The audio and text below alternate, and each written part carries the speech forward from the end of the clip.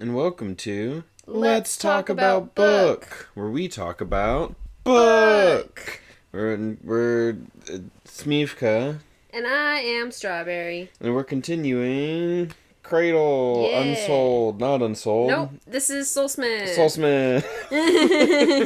You know, the one. In my head, it's just Cradle. Yep. It's all just Cradle. Because Well, I mean, it is the Cradle series. It is the Cradle series, but it's just like because for so long I just knew it from you as Cradle. Yeah, I'm reading Cradle, one of the Cradle books, yeah. And so it's just like, they're just all Cradle. We're reading the book Cradle. Yeah. And then the sequel, Cradle. And then the third one's Cradle. And yeah, we're going from chapter 7 to what?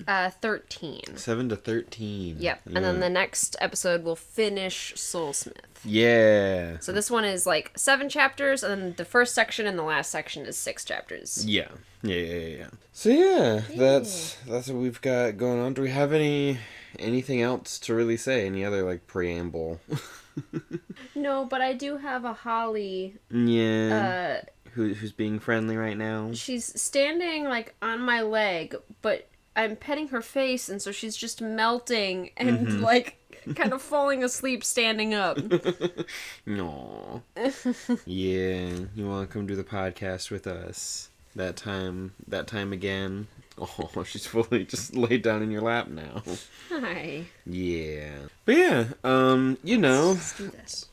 Subscribe for more content of us talking about our dogs into a microphone. Yep. Yeah. If you're curious, I think we have a picture of the dogs on like the community. Yeah, and like the community tab, you can take the posts or whatever. Yeah. I know that there were more of those, and I got rid of some of them because they were just saying, like, like, late or whatever. Yeah. Oh, and you can also... I know that post contains the incomprehensible One Piece hoodie. Oh, right. Yes. That we talked about in one of the Mistborn. In one of the Mistborn episodes, we talk about the incomprehensible One Piece hoodie, where you can't... You can't read it. You can't read it. Like, his hat's covering part of the text, but then when you look at the text that is visible, you're like, how? There's nothing. You can't make words out of it. You can't make words out of it. And it's my favorite. It's amazing. Someone gave it to me, like, for a birthday one year, and I love it. Because, like, I'll have people look at it, and I'm like, try and read it. And then they'll just, like, stand there staring, going crazy, trying to figure out what this like, it feels says. Like it should say something, but it doesn't. It doesn't say anything. And then you have your other One Piece, like, misprint that says Hami instead of Nami. Yes, H-A instead of N-A. Yep. And I'm like, there's part of me that's like, because I think, like, a sort of H is kind of read like an N in Cyrillic. Yeah. So I'm like, it's Cyrillic Nami. It's Russian Nami or something. I don't know. But... I love it. But anyway, we've now rambled enough for this to be... A nice rambly intro. A nice rambly intro. And now we can, you know, get into the actual chapter by chapter. You know, it always, like, the watch time, it's like high right in the beginning and then it very quickly tapers off. Yeah. But that's, I think, normal for basically all YouTube videos. Yep. Just because, like, you click on it and then immediately click to something else. Yep. But anyway, chapter by chapter. Yeah. So yeah, chapter 7 is what we're starting with. Yep, we're starting with chapter 7. So we start off like right where kind of where we left off.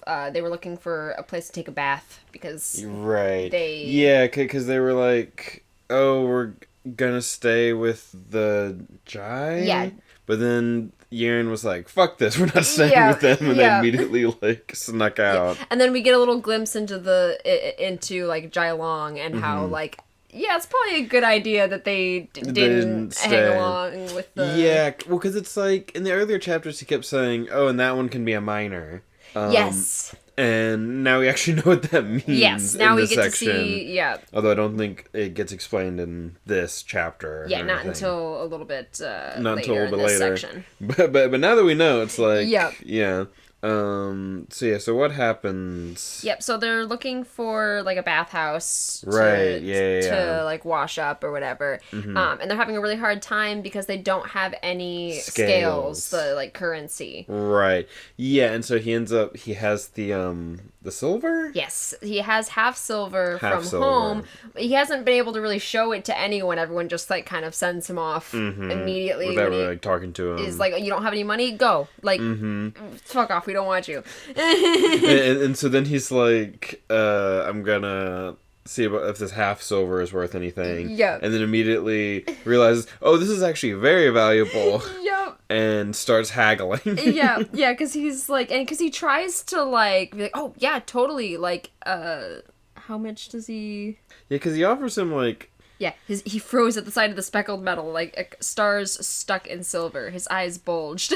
I think I can do you a favor, little brother. I'm sure I can lend you some scales of my own, if you're in that much need. How about 2 of your coins per scale? It's just like, nope, I can read this immediately. Yeah, and Yaren's not really paying attention, and then Lindon's like, how about 4? And then Yaren catches on and is like, we're not doing this. And so then it's like he does like a 1-for-1 like paying for the whole thing with with one of these what does he have? It's like a half silver coin or something. Yep, I think he called them chips from back home. Gotcha. Is that just like their normal currency back home? Yep.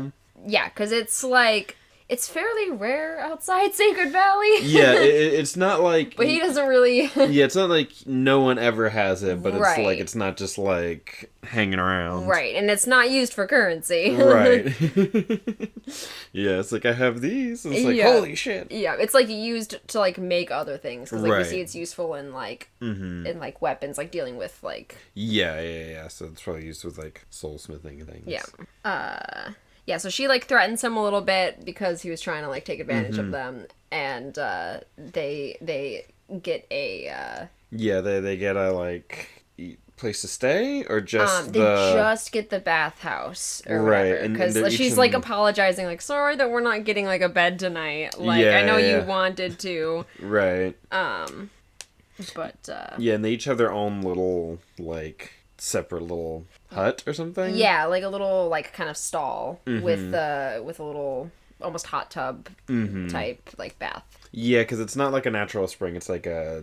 Yeah, they like made it with scripts and things like that, so that it's like heated. Yeah. And so it's like they each get in their own little stall. Yep, and then Lindon's overthinking it. Yep, Lindon's thinking about it too much because girl. Yep. In the stall over. Yep. And they like talk to each other and stuff. And he's like, oh, and she can probably like hear me undressing or whatever too, and then he like gets super embarrassed and stuff. But like knowing Yaren, I don't think she's thinking about that at all. Yeah. Really? Yeah, not really. Or not noticing in the same way. Right, you know.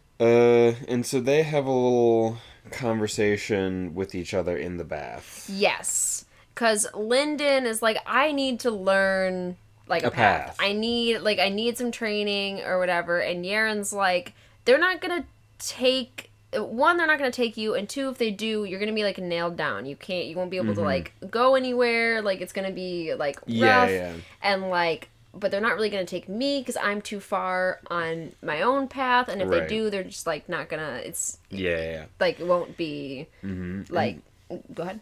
Oh, yeah, no, I was just gonna say, and so he's just like, well, if that's how it is, like, go. Yeah, and then as soon as he says, like, just leave, he's like, wait, no, but I don't actually... Like, I don't actually want you to leave. I would prefer you to stay, but, like, I don't want to, like, hold you back if you know... Yeah, because it's, like, it wouldn't make sense for us to, like, stay together in the sense of, like, if I start a path, I have to, like, stay here for a while, and you have your own things, and they're not gonna, like, take you in. Yeah. And so it's like, well, you don't have to stay here. It's like, well, actually, you know... I'd prefer it if you did, though, because I'm your little baby squirrel. Yeah. I'm your little baby squirrel that you picked up, please.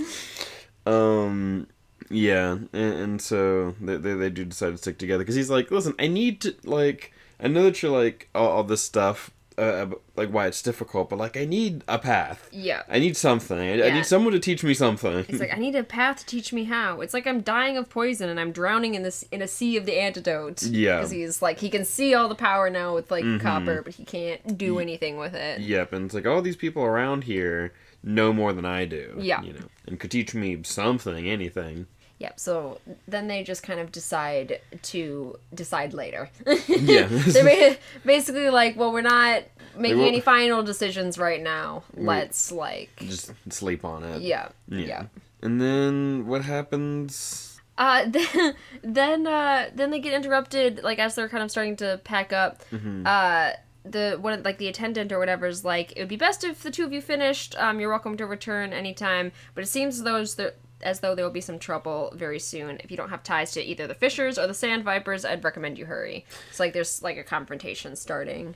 Yeah, with them. Yeah. And Lindon immediately is like, let's go check it out. That sounds very, like, interesting. Yeah. And he's like, why? Don't do that. And then they go and do that anyway. Yeah. Yeah. Yeah, and they're having, like, some sort of conflict that, like, I don't fully understand the nature of. Yeah. So the Sand Vipers are, like, kind of, like, destroying just, like, a house for no reason, basically. Just, like, waiting for, I think, Jailong to, like, show up, because he, like, shows up in a bit.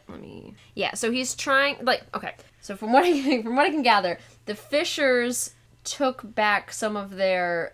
We know the Sand Vipers take different people, whatever, as, like, the miners or whatever. So I think they took some Fishers. The Fishers tried to get some of, like, their people back, plus the scales that those people made. Right.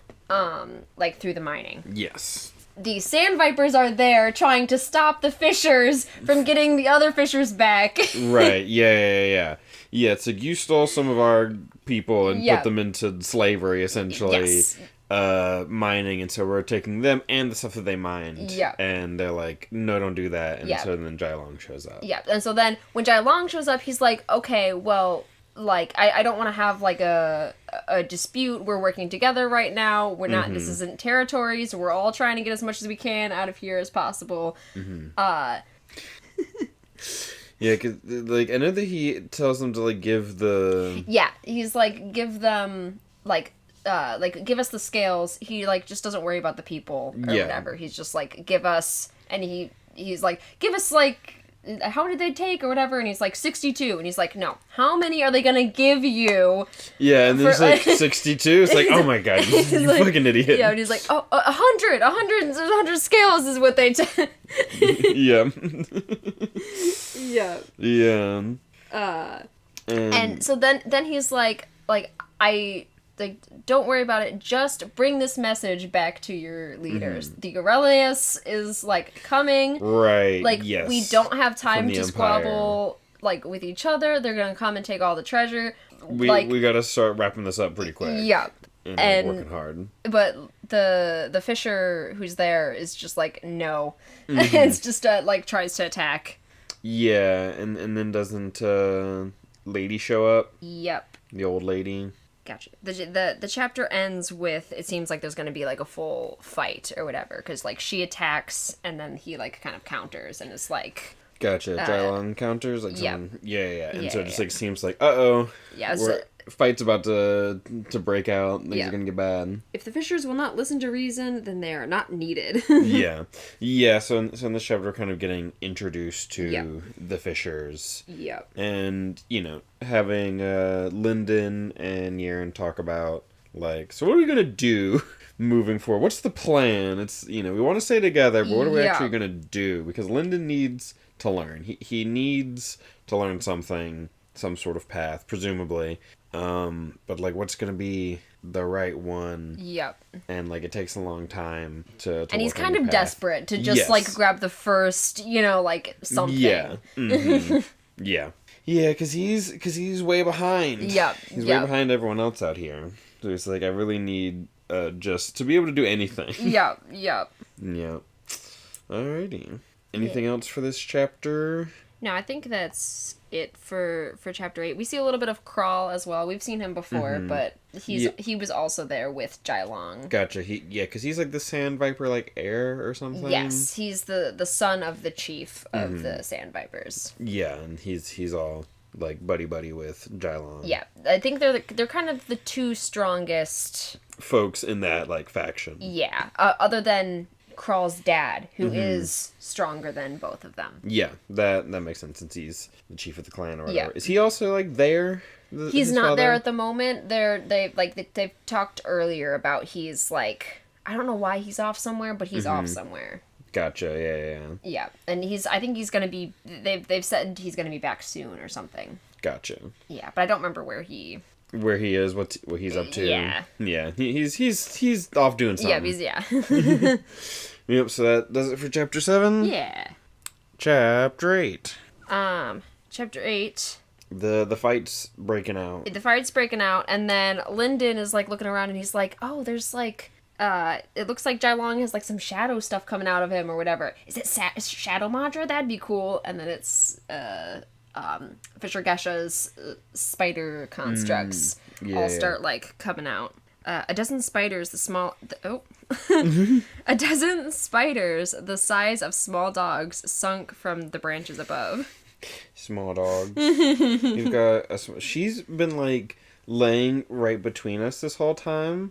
And she's just like... She's just passed out. She's passed out, and she's got like her head on like both of our knees at the same time. And it's just like so sleepy, and I just keep petting her. This basically this whole podcast so far, I've just been like petting her the whole time. Yeah. And so it's like, I keep getting distracted by how cute Holly is over here. I'm glad that you're not a giant spider instead. Yeah. That would be quite creepy. It would. It's a whole bunch of... Yeah, because it's like the size of a small dog, and now that I have like a small dog for like reference, I'm like... It's like, yes. That's pretty big. Like a dozen of them? That's a lot. That's a lot. That's a lot of Roombas. We've had a lot of puppies and stuff, because like my parents like breed like Aussie Doodles and stuff. So like there'll be like 10, sometimes 14 puppies. And so I would just be imagining like 14. Right. Like. Yeah, 14 small dogs. Right. But they're all spiders. Right. Yeah. Getting Magnused over here. But yeah, so they're kind of describing the spiders and stuff. They're like constructs that are made of like Madra or whatever. Yeah. And then we see Fisher Gesha for the first time. Yeah, she's an old lady being carried around by like big spider legs or whatever. Yep. Yeah, she has I love he craned his neck to see why and saw 8 legs moving beneath her sacred artist robes. What kind of mad experiments were they up to in this 5 factions alliance? Did Soulsmiths graft construct legs onto human beings? His mother would call it a horrifying violation of conscience, and she would have hunted down anyone who dared to break such a taboo. And then she hops off of it or whatever. Of course she hadn't grafted spider legs onto her own. That would have been crazy. Right. I mean, I'm just thinking about like the fucking sand vipers who have the fucking like remnant on their arm and stuff, because like becoming gold is absorbing a remnant into yourself. So it's like, this whole like grafting a remnant onto you, that's crazy. I'm like, well, you're gonna end up having to kind of do that if you follow a path to gold, my dude. What's the Fisher gold sign? I don't know, because I know that she has like a freaking fishing rod and hook and stuff. Yeah. Right? But I don't know what their gold sign is. That's like the path of the Fisher something. Yeah.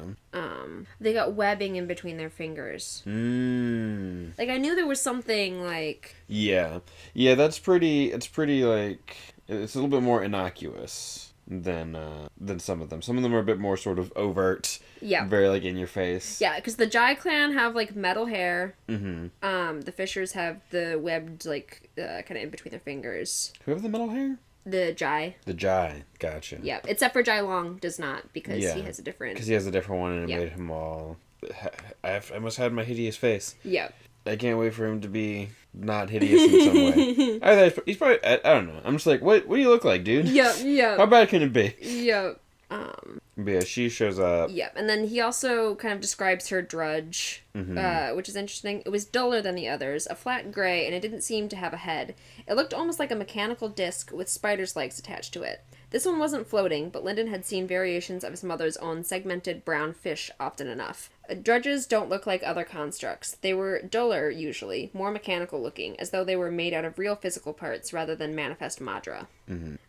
But yeah, and then he's like watching Fisher Gesha, and he's just like, you are everything I've ever wanted to be. Yes, because he wanted to be a forger. And a soulsmith, yeah. Right, yeah, because his mom is a soulsmith. So like that's what he like wants. And it really fits with his whole like deal. Yeah. Like using gadgets and gizmos, tricks and stuff. Yeah. So it's like if he learned soulsmithing, that feels sort of like, on point. Yeah.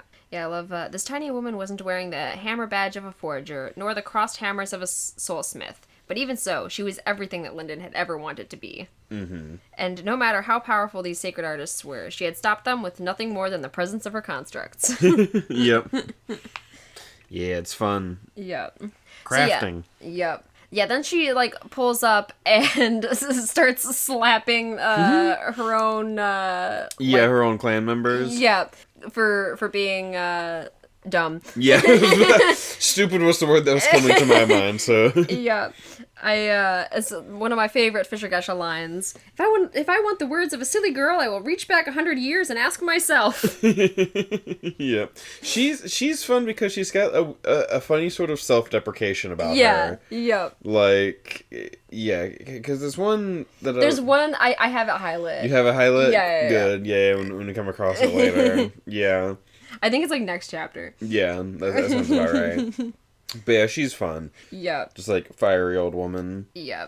Yeah, so she comes in and is like, basically like, is this an actual spat between us? Or is this just like children, like, whatever? Yeah, so can we just move on? Yeah. And he is finally able to deliver his message that the Aurelius... that they're coming. She's like, that's a problem, let's get like started. And she immediately turns on her folks and are like, and is like, why didn't you bring this to me? And she's like, well, I thought they were like just lying or whatever. And she's like, well, let me figure out if they're lying, you bring the message.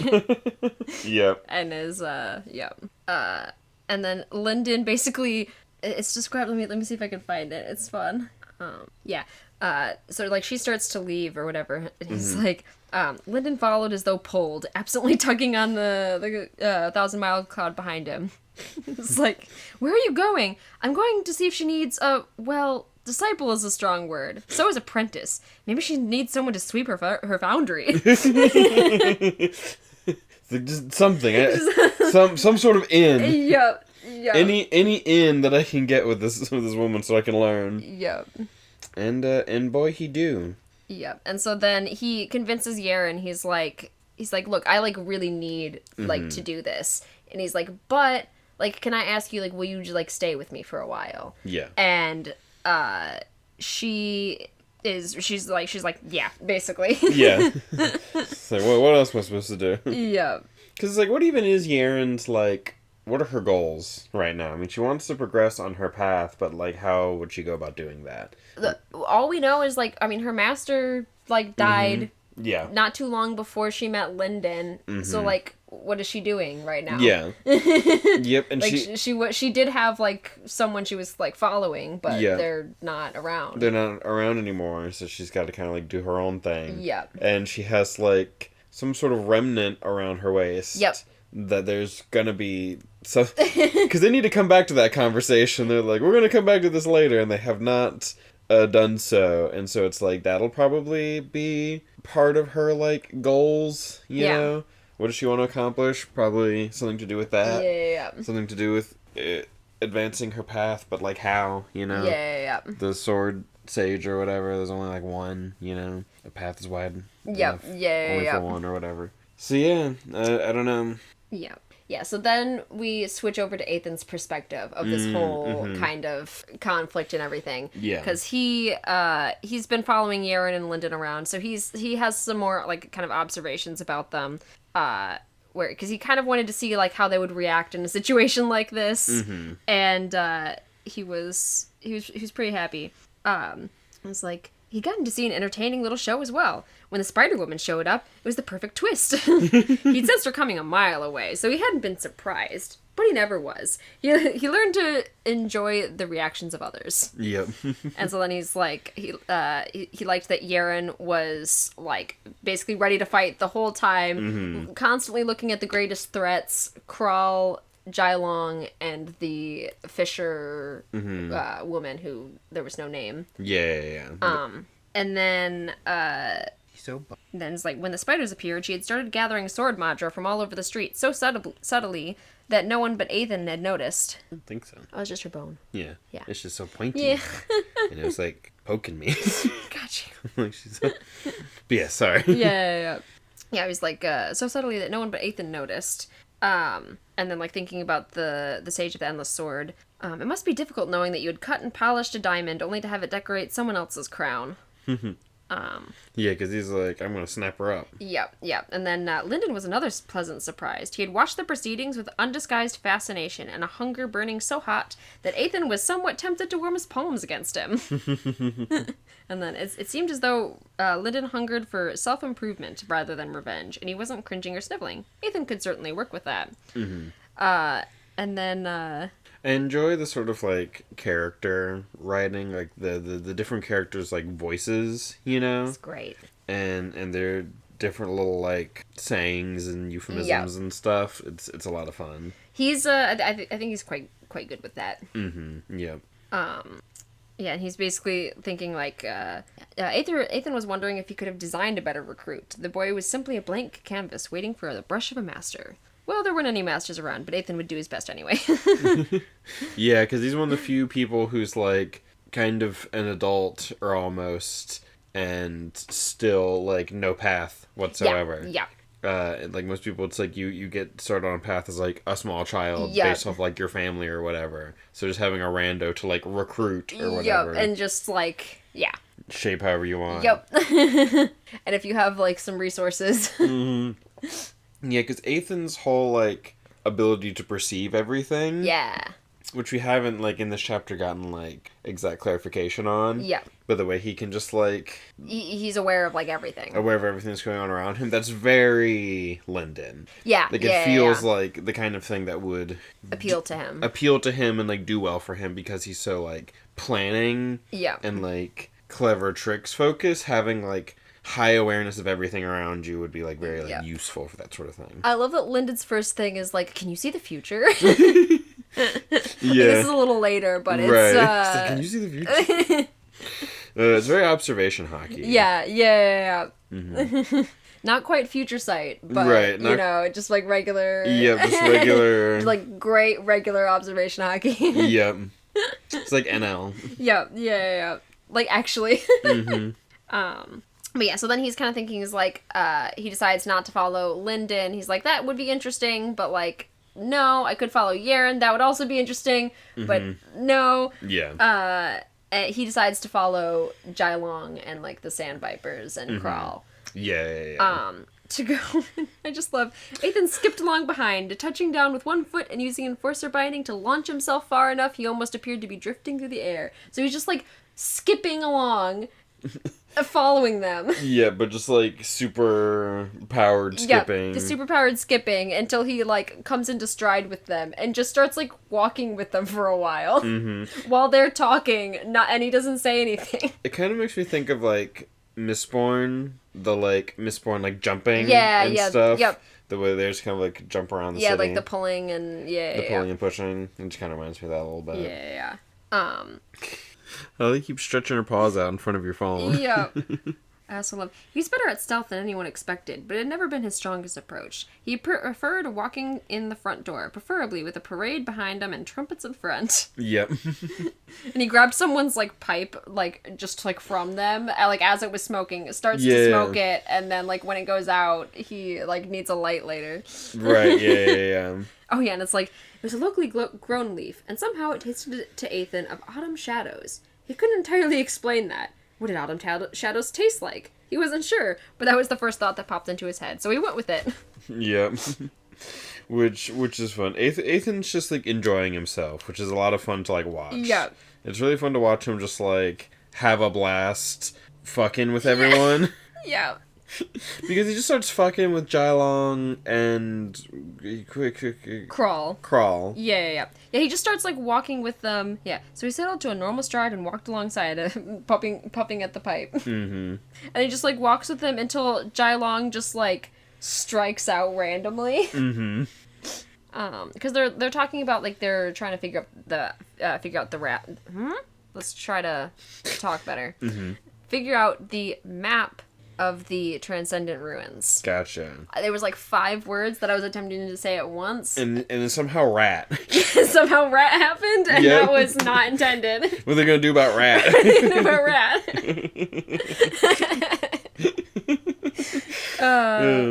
But yeah. Yeah, and so, like, they're talking about that, and Ethan starts, like, antagonizing them. No, at this point he doesn't do anything. He's just walking with them. Yeah. And then, Jailong, like... Jailong started moving casually in Ethan's direction, and Ethan saw through the young man's intentions immediately. He puffed away at his pipe as though oblivious. When you saw everything, you usually had to pretend you didn't. It was more polite that way. Yeah. And so then he just, like, goes to attack, yeah. And Ethan dodges. Yep, Ethan dodges.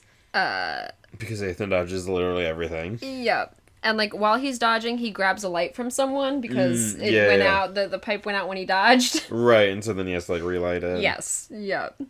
And, so then he starts, like, complimenting Jailong, like, on his techniques and, like, stuff like that, because he's, like, genuinely, like, you know... it's like, oh, this he's good. Yeah, he's, like, pretty good. It's like, your spear is everything I heard it would be. The Jai clan must have been blinded when it came to you. That is my honest opinion. Casting you out because of your remnant. Give them a chance, and I'm sure they'll take you back. Which that's nice, but also, Ethan, you know that's also not nice. Right, it's like, that's not true.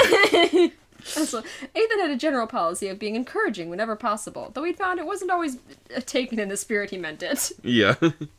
And, then they try and put him in a poison fog, and he's like, but that would ruin the taste of my pipe. So he just to get out of the fog. So he goes, like, in the crowd of their own people, so that, like, they won't, use that attack or whatever. And then finally, Jailong asks, "Who are you?"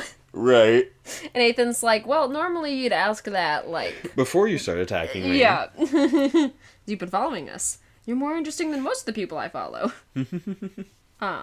And then he basically, like, asks for a fight. Mm-hmm. He's like, both of you, like, fight me or whatever. And they, like, aren't really going for it. And then he goes, fine then. I spit on the honor of the Sand Vipers, that pathetic collection of cowards and cripples. You don't have a spine between you, and you only use poison because it takes courage to face an enemy in battle. And I could improve on a Sand Viper warrior by stapling a snake to a scarecrow's arm. And then he continues. Yep, and then because they're just like, suddenly like, what the fuck? Yep. I'm alone. No need to soil yourselves. And then they start attacking. Yeah. There were 8 enemies. And then it basically, he walks through them. Yeah. He just, like, very casually just, like, avoids all of the shit. Yeah. He's like, he's basically like, they're actually, like, they're not horrible. Like, he has to remind himself, like, he's like, and though he toyed with them, High Gold was actually a fairly impressive stage of advancement. He reminded himself this, even as he enjoyed the smoky taste of autumn shadows. Yeah. Yeah, because we don't know what level he's at right now. Like, it hasn't been, like, stated. No. And if I had to guess, I'd say he's at least, like, Underlord or something. Yeah. Maybe he's just, like, True Gold, which is higher than fucking High Gold or whatever. Yeah. But, like... I think Crawl's dad is True Gold. Yeah.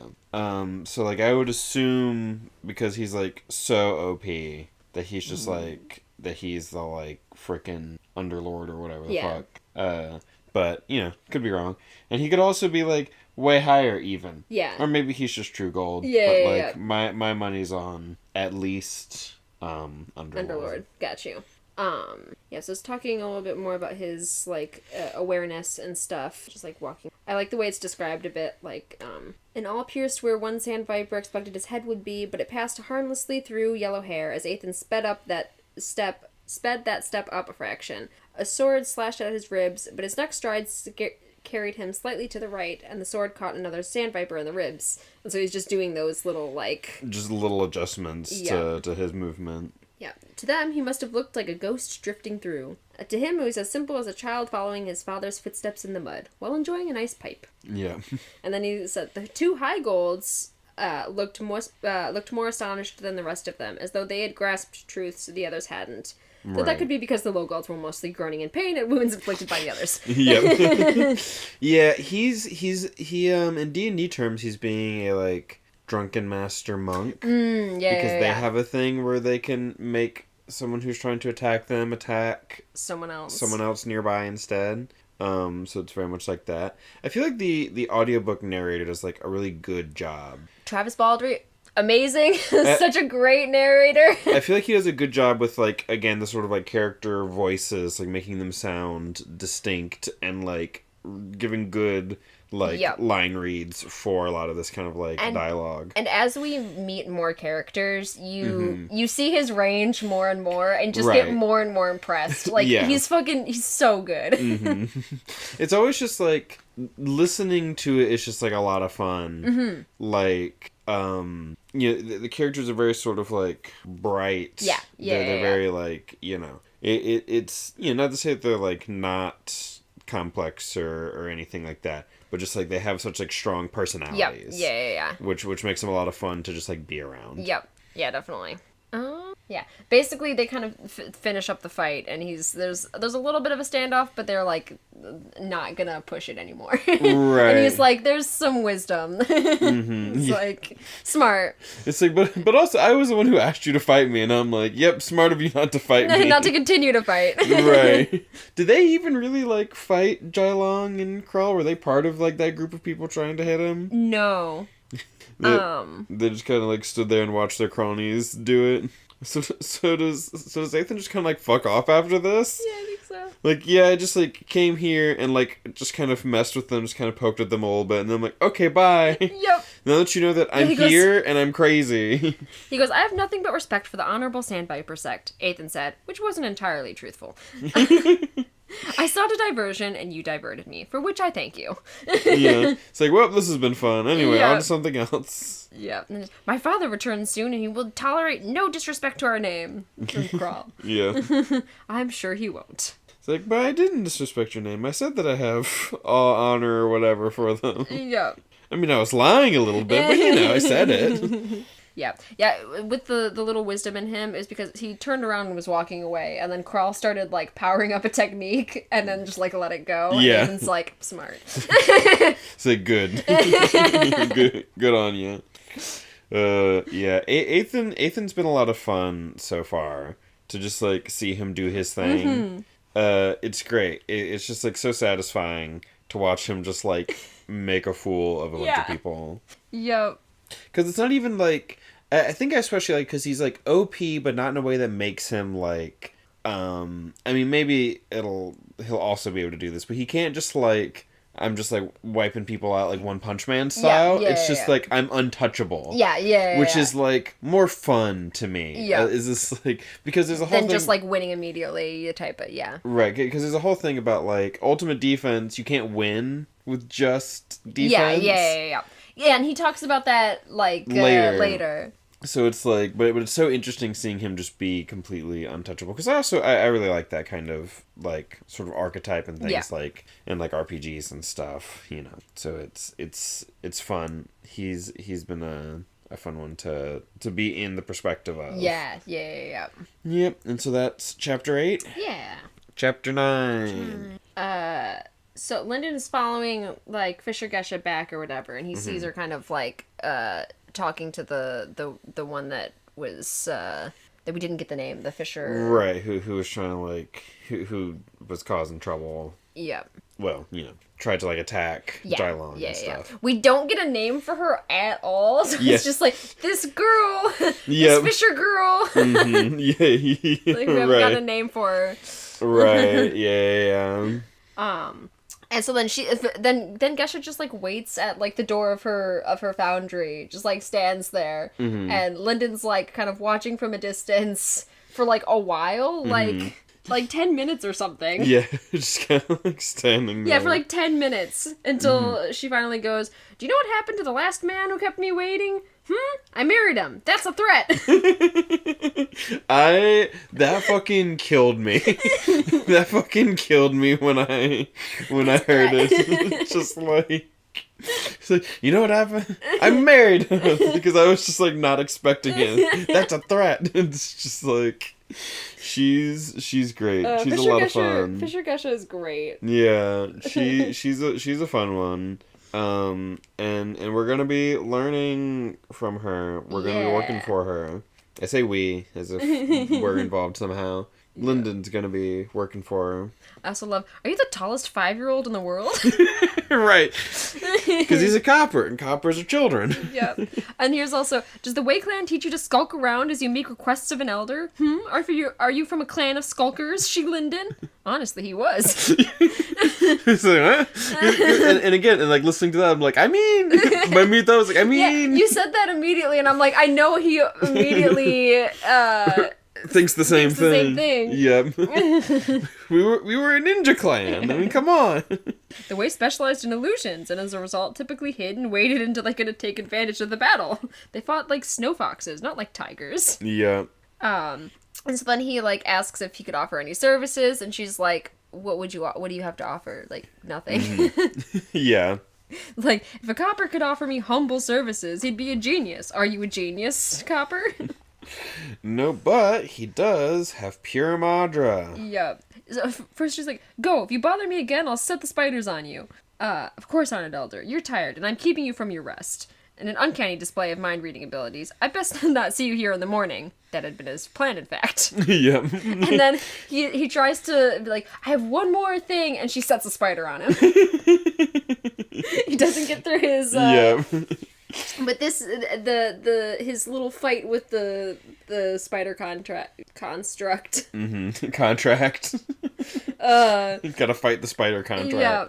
Ends up showing her like what he's useful for. Right. Because it's like it comes up to him or whatever, and so then he like takes his pack and like falls on top of it with the pack to like pin it down. Mm-hmm. But it releases a technique that like pulls him down into the like floor, like on top of it, yeah. so like he can't move. Mm-hmm. And so then when he like kind of looked at it before, he noticed a kind of defect in the leg. Mm-hmm. So he first he like kind of like puts his Madra in it to like kind of disable it or whatever, and then he starts to fix up that like leg with his own pure Madra. Gotcha. Yeah. Because it's like having pure Madra is like useful for this like construct stuff. Yeah, because like no one really has it like over foundation level. Like coppers don't have pure Madra really. Normally. Yeah, because they start learning a path. Right. Yeah.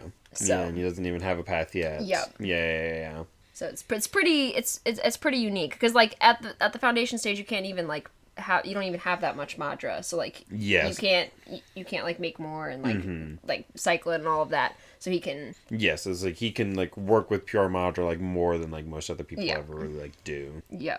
I also love that he had another option. Like instead of fixing it, he had a half silver dagger ready to like use on the construct, but he's like trying to do this other thing first.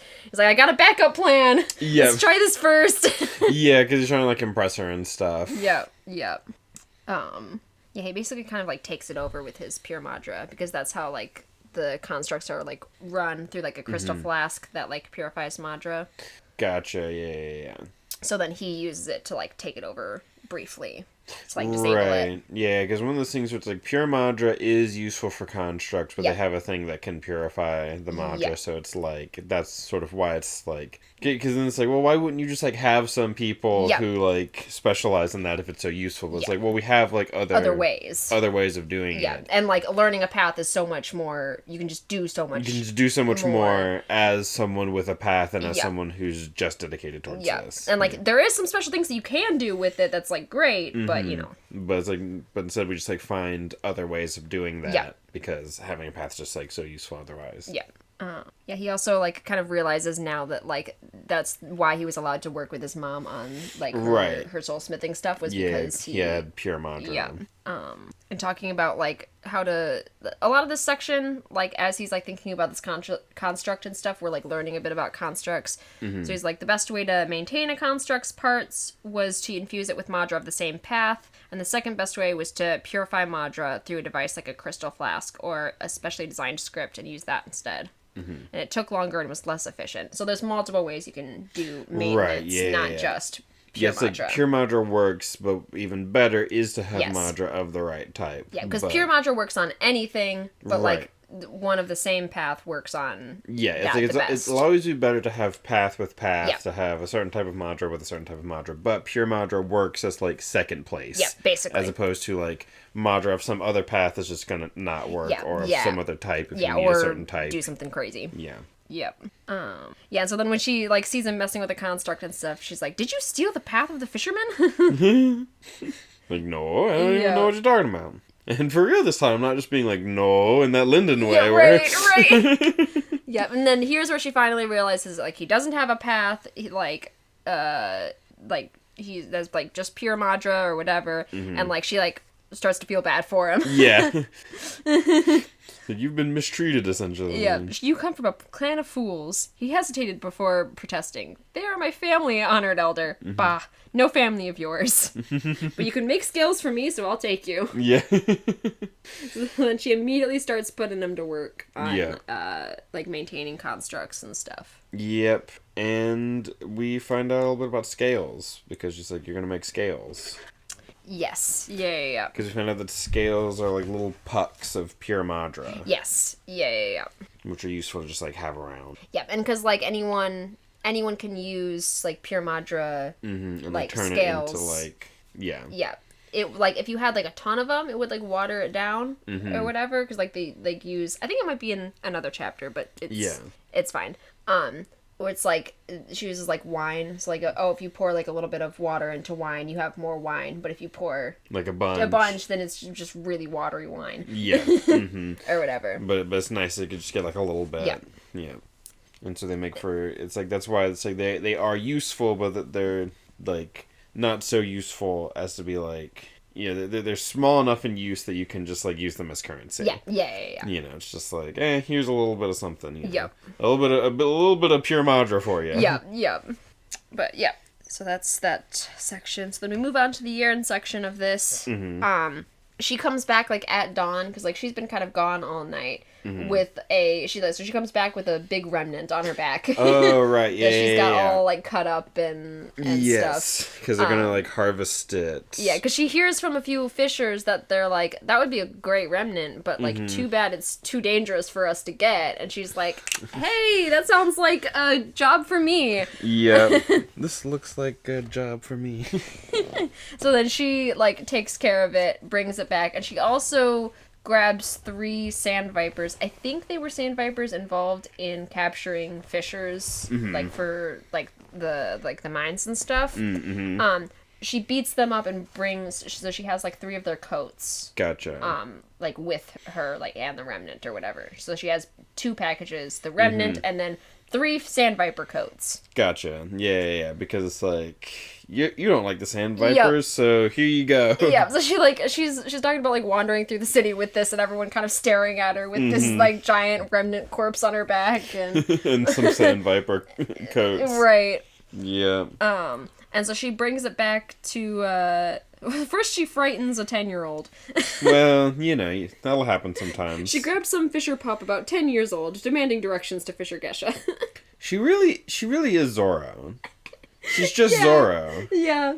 There's definite, Zorro vibes with Yeren. Yeah. She does not get lost like that, though. No, she doesn't get lost like that, but just thinking about, like, grabbing a child and being like, child. Give me directions. Give me directions. Yeah, and so then when she first sees the Soulsmith, foundry or whatever, she's like, they took me to the wrong place. What is this? It just looks like a barn. She's like, Soulsmiths require a lot of space for their work. That was true, but it was her observation. They like to do their business in as flashy a place as possible. Last Soulsmiths she visited had built a glowing palace out of shining pillars and sat on a throne of burning inhuman skulls. Well, that's fun. Yep. And she's like, but the Desolate Wilds were the back end of nowhere. Where even Sacred Valley looked civilized. Weak, but civilized. Yeah. Yeah, it's like Sacred Valley, they live in a very cushy place, so they don't have to be as strong as everyone else. But they do, like, spend all their time studying the sacred arts and whatnot, and they're very, like, fancy. Yeah. And then she comes in, and she drops the stuff by Fisher Gesha. She thinks about Lindon, and she's like, oh, he looks so, like, weird, just, like, looking like adult or whatever. And then she sensed the pathetic strength of a copper, which she always associated with children. It gave her a queasy feeling, like seeing a grown man with a baby's head on his shoulders. Right, yes. which on Drawfee, they drew that one time, because it was like a surrealist painting. It was like describing surrealist paintings and drawing them, and one of them was... Baby... It was like a person with a baby's head holding a baby with a person's head. Got you. Yeah. And it was called something like The Spirit of Geometry. Which is like, why? Why geometry? Why geometry? What does that have to do with anything? Yeah. If you gave me 50 guesses for that, never would have. Nope. Yeah. Yeah, that's what the surrealists want. They want you to be true. To be like, what? Why then? They say exactly. Yeah. Baby-headed Lindon. Yeah. And so then we also get, like, it's in her perspective or whatever, she's like thinking about Lindon. He had insisted on joining a faction, like he knew up from down without her. He did need some real training, and she couldn't give it to him, but this was still an inconvenience. Now that she had eyes on him, her previous worries seemed simple-minded, foolish. Of course he wasn't going to run off, leaving her alone in a sea of strangers without a single friendly soul. No reason he should. Yeah. Yeah. So we kind of see, like, you know, how Yaren feels, her sort of like insecurities, right? Maybe why she was so upset before when he was like, "Well, then you can just go," you know. Yeah, because she's just lonely. She's just very lonely. Because also it's like all she had was her master, who seemed to like to just like leave her alone. In like training and stuff. Like training and stuff. Like they weren't like there was some distance between them in a sense. Yeah, like, I'm sure that they were close. Because, you know, they had that, like, relationship, but also But there is still that, like, you know... Yeah, because, like, whenever we see, like, as a child, it's like, alright, plop you down in a circle of swords and just leave. And she's like, yeah, he likes to do that. So it's like, you know, sort of afraid that Lindon will, you know, forming a relationship with this person, the only relationship I know is with someone who does shit like that. So it's like, well... You never know. You never know what's gonna happen with these sacred artists. Yep. Yeah, so then she plops down all of the stuff and is like, Gesha's like, what do you want? Shelter in the fissures for me, training for him, real stuff, not the sweep and gather rot. Lindon raised one sheepish hand. Gratitude, Yaren, I will repay you for this, but she already agreed. Yeah, Lindon, like, I love all the little dynamics, you know? It's really fun. I feel like this would be, like, a good, like, YA series. Yeah. In a lot of ways, you know? It's very, it's just, like, such fun character writing. Yeah. I love, like, a lot of his character writing and stuff. And some of his just, like, character dynamics and relationships and stuff are so interesting as we get further on. Yeah. It really, like, yeah. It's like reading an anime vibes do really like come across. Oh yeah, like, you can tell this is someone who's a big anime fan, but has taken sort of like the right lessons from it essentially. You know, it's like what are the good parts about this, and you know, as opposed to just sort of like blindly just recreating Naruto, or Dragon Ball or whatever. You know? Right. Sorry, Holly is being very cute over here. But she always is. It's her default state. Yeah. But she yawned, and, well, you know how that is. Is that, anything else? No, like, they just talk briefly about the Sand Vipers. Gesha's like, are they dead? And she's like, no, I didn't want to deal with remnants. Yeah. And so she's like, good. But, yeah, because they say what the, remnant carcass is, like, good for? Or do they get into that, like, next chapter? I think next chapter goes into a lot of the, like, soulsmithing stuff. Gotcha. Yeah. Yep. So that's chapter 9. Yeah. Chapter 10. So we see Lindon and Yaren kind of getting settled in like the Fisher like group and everything. Yaren has like a nice space like in the dorms or whatever, and Lindon has a spot in the rafters. Yeah. So he's just like on this like tiny little like in a pile of hay only accessible by a creaking ladder. He had to sleep motionless on his back for fear of rolling off the edge, which meant he spent his nights staring up at the spider constructs dangling over his head. Yeah,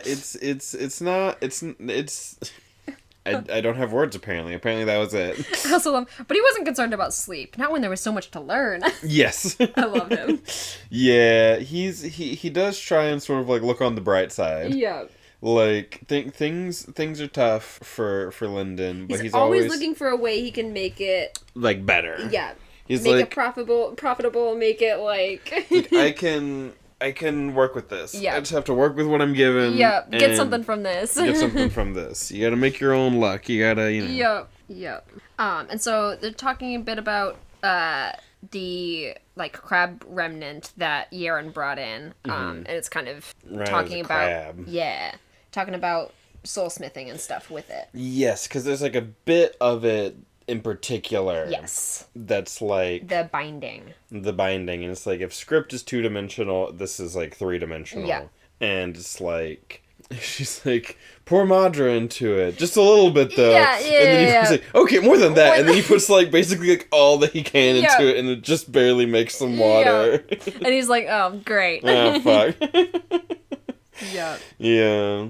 And it's, like, just generates water from him putting Madra into it. Yeah. It's, like, more, like, advanced, like, script. It's, like, if you, like, a technique. It's, like, a sort of, like... Yeah, it's, like, a physical technique, basically. You put Madra into it, and it does the technique. 'Cause it's, like, when someone has a technique, it gets, like, written into their, like... soul, essentially. Basically. And then whenever they become a remnant, it, like, stays in there. Yeah.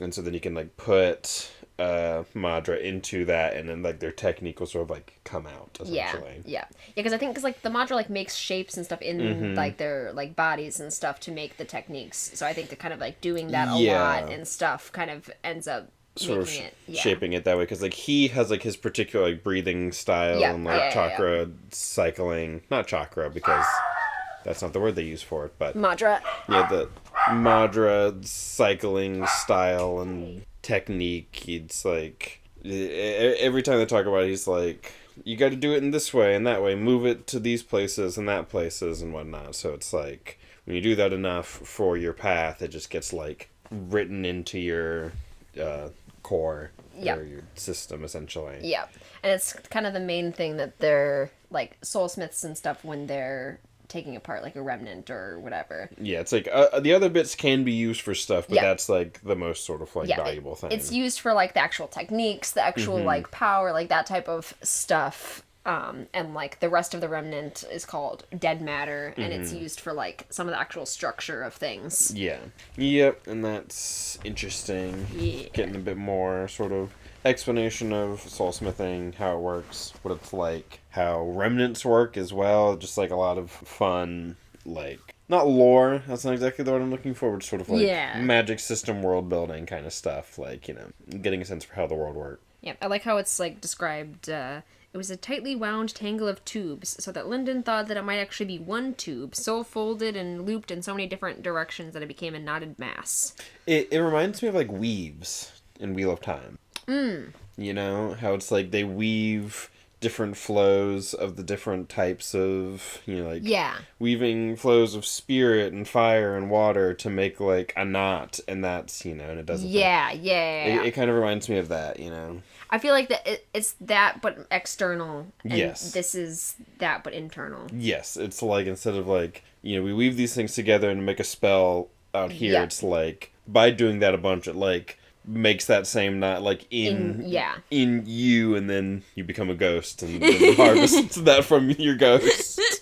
You know, so it's not exactly like Wheel of Time. But it's like you make it in yourself, and you like when you're alive, like before the remnants form, like you use it that way. It's like they make the knot in themselves, and that like causes the effect that they're going for. Sort of like to come out of them or the things around them or whatever, depending on what type of technique it is.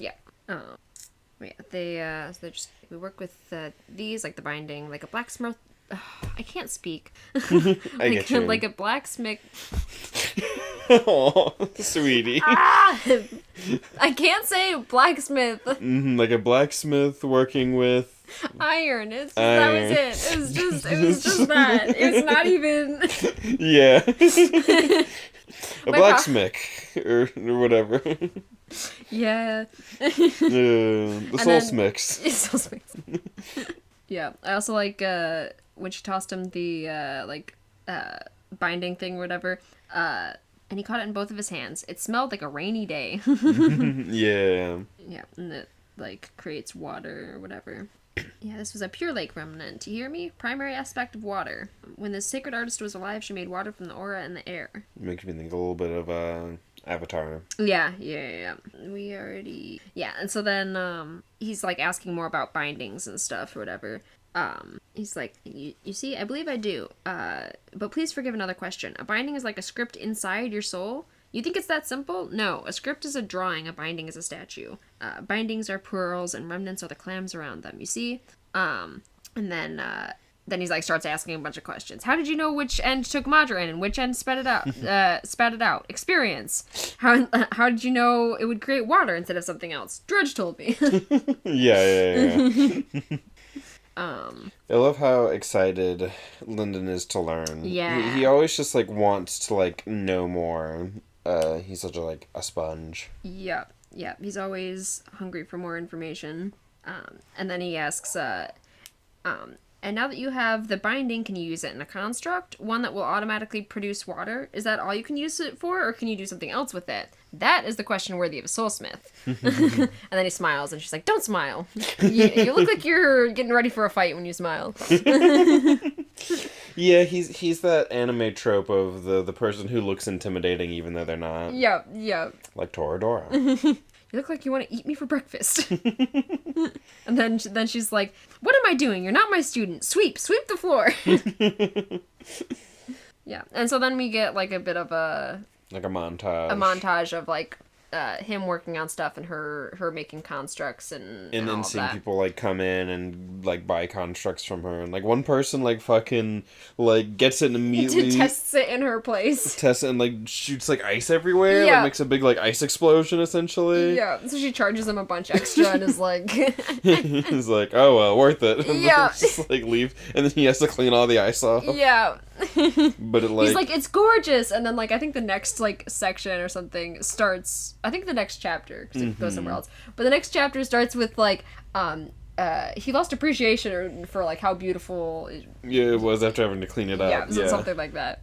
And he also thinks about Yaren's sword and wonders if there's a binding in that, because that kind of feels like icy to him and stuff. Gotcha, Yeah, like the sword Yaren had inherited from her master was white and unnaturally cold, and her techniques seemed more deadly with it than without it. Did it have a binding in it too? Right, yeah, it would make sense that the sword itself is like special. And then he noticed a scale for the first time, and so then Gesha is basically like, once you clean up that ice, I'll show you how to make, how to make scales. Yeah.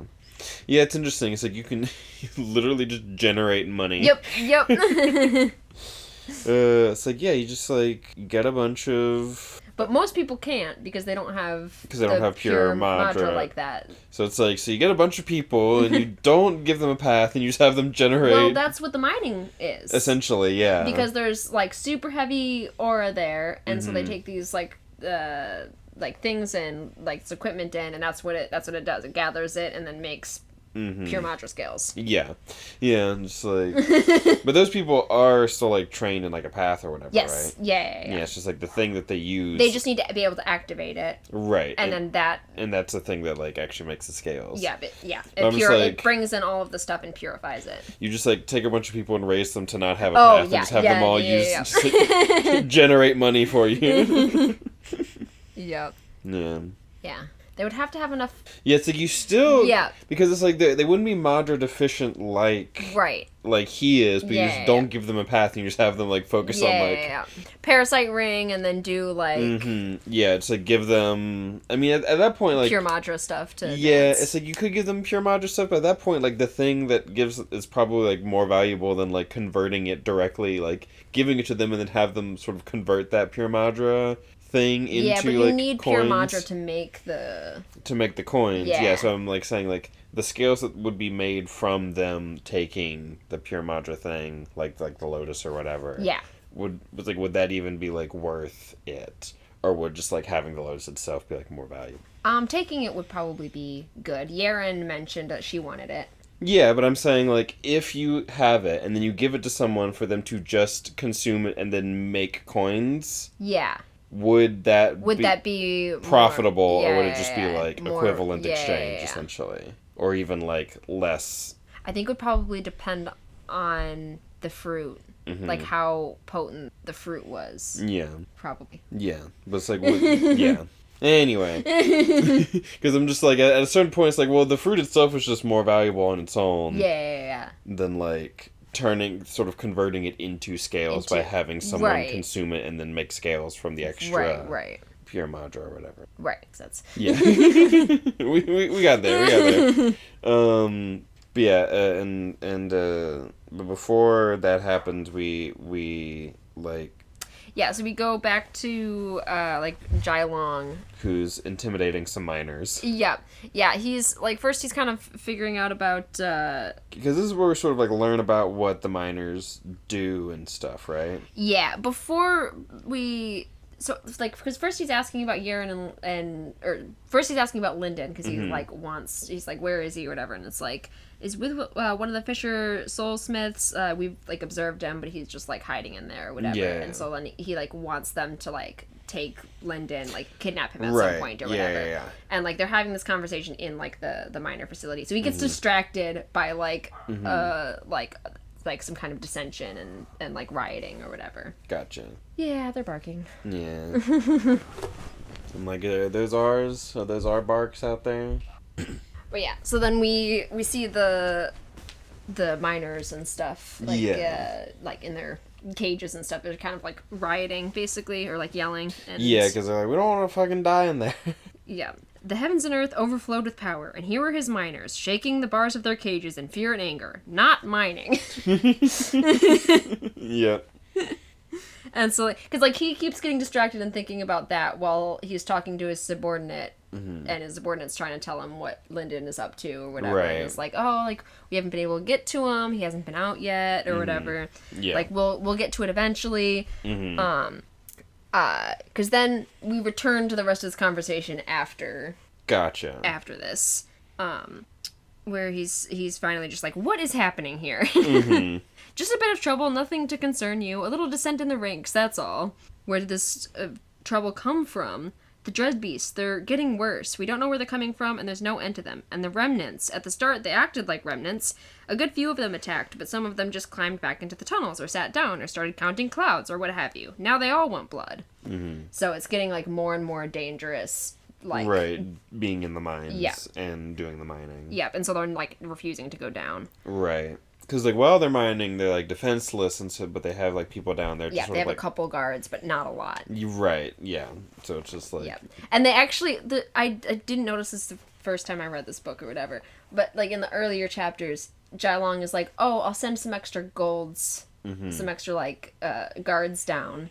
Yeah. Or whatever. But then he switches and is like, no, actually, I want them doing something else. So he doesn't actually give them their guards. Gotcha. He has them go, like, searching for, like, Lindon and, like, that whole situation. Gotcha. And, like, getting the information about their Aurelius. He completely doesn't give them their guards. Right, yeah. And so then they're just talking about, like, we just lost a whole 2 teams last night. And, you know, like... Gotcha, yeah. Yeah, he's just not...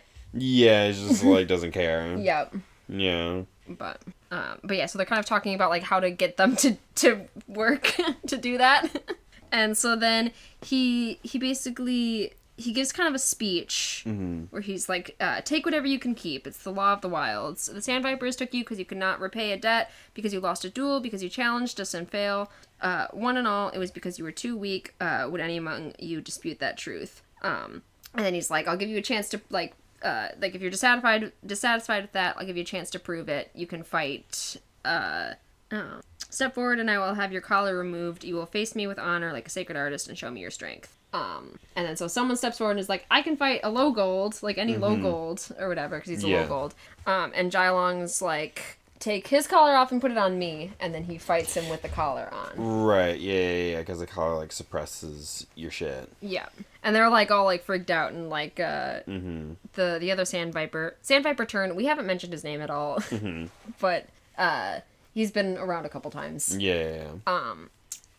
He's, like, freaked out. Hi, Gold, don't you think it'd be better for me to face him?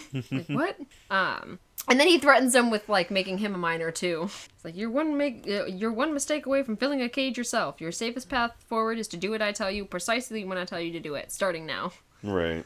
And he goes, if this man wins, he goes free of whatever debt he owes the Sand Viper sect. If he does not, his life is mine to do with as I will. And then he kills him immediately. Right. Like, super quick, not really much of a fight. Yeah. And then he goes, your lives belong to me. When the 5-faction alliance disperses, I have no more use for them. You'll be set free, safe, your debts clear, and encouraged to return home. At that time, you may consider your time in the ruins little more than a dream. Yeah, and that's just kind of, like, interesting to me. I don't know why, but just something about him being like, listen, once this is done, just go, and you'll be fine. Yep. You just gotta do this. And it's just, like, he's such an interesting guy to me. He really is. You know, it's like, he definitely feels like he's kind of our bad guy, but he's not just, like, I don't know. The worst, like, cruelty.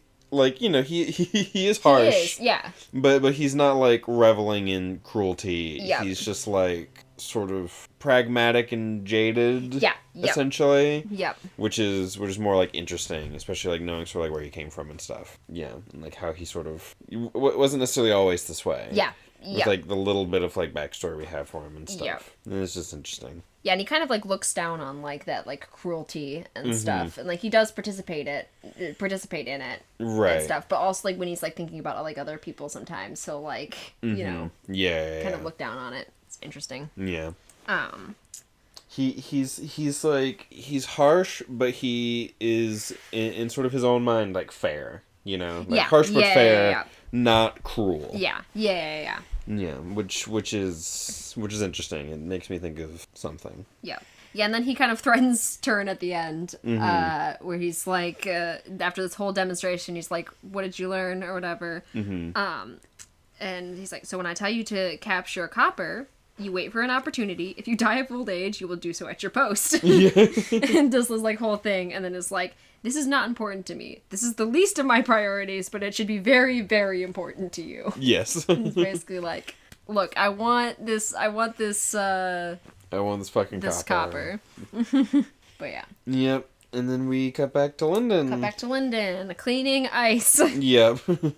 Lost his appreciation for that beautiful wild ice sculpture after he scraped every inch of it away from the floor with a shovel. Yep. And now that I've, like, shoveled snow, I'm like, God, Lindon, I feel you. It's heavy. It really is. Like... And also, just, like, you get that, like, hard-packed snow, it's hard to just, like, get it, you know. Just gotta, like, break it up with, like, the shovel, and it sucks. I'm so happy we're out of winter. Yeah, like, it's nice and, like, spring here now, and, It's the end of April, so there is still a possibility we could get snow, but it would not be, like, heavy, sticking snow. It would be, like, a little, you know.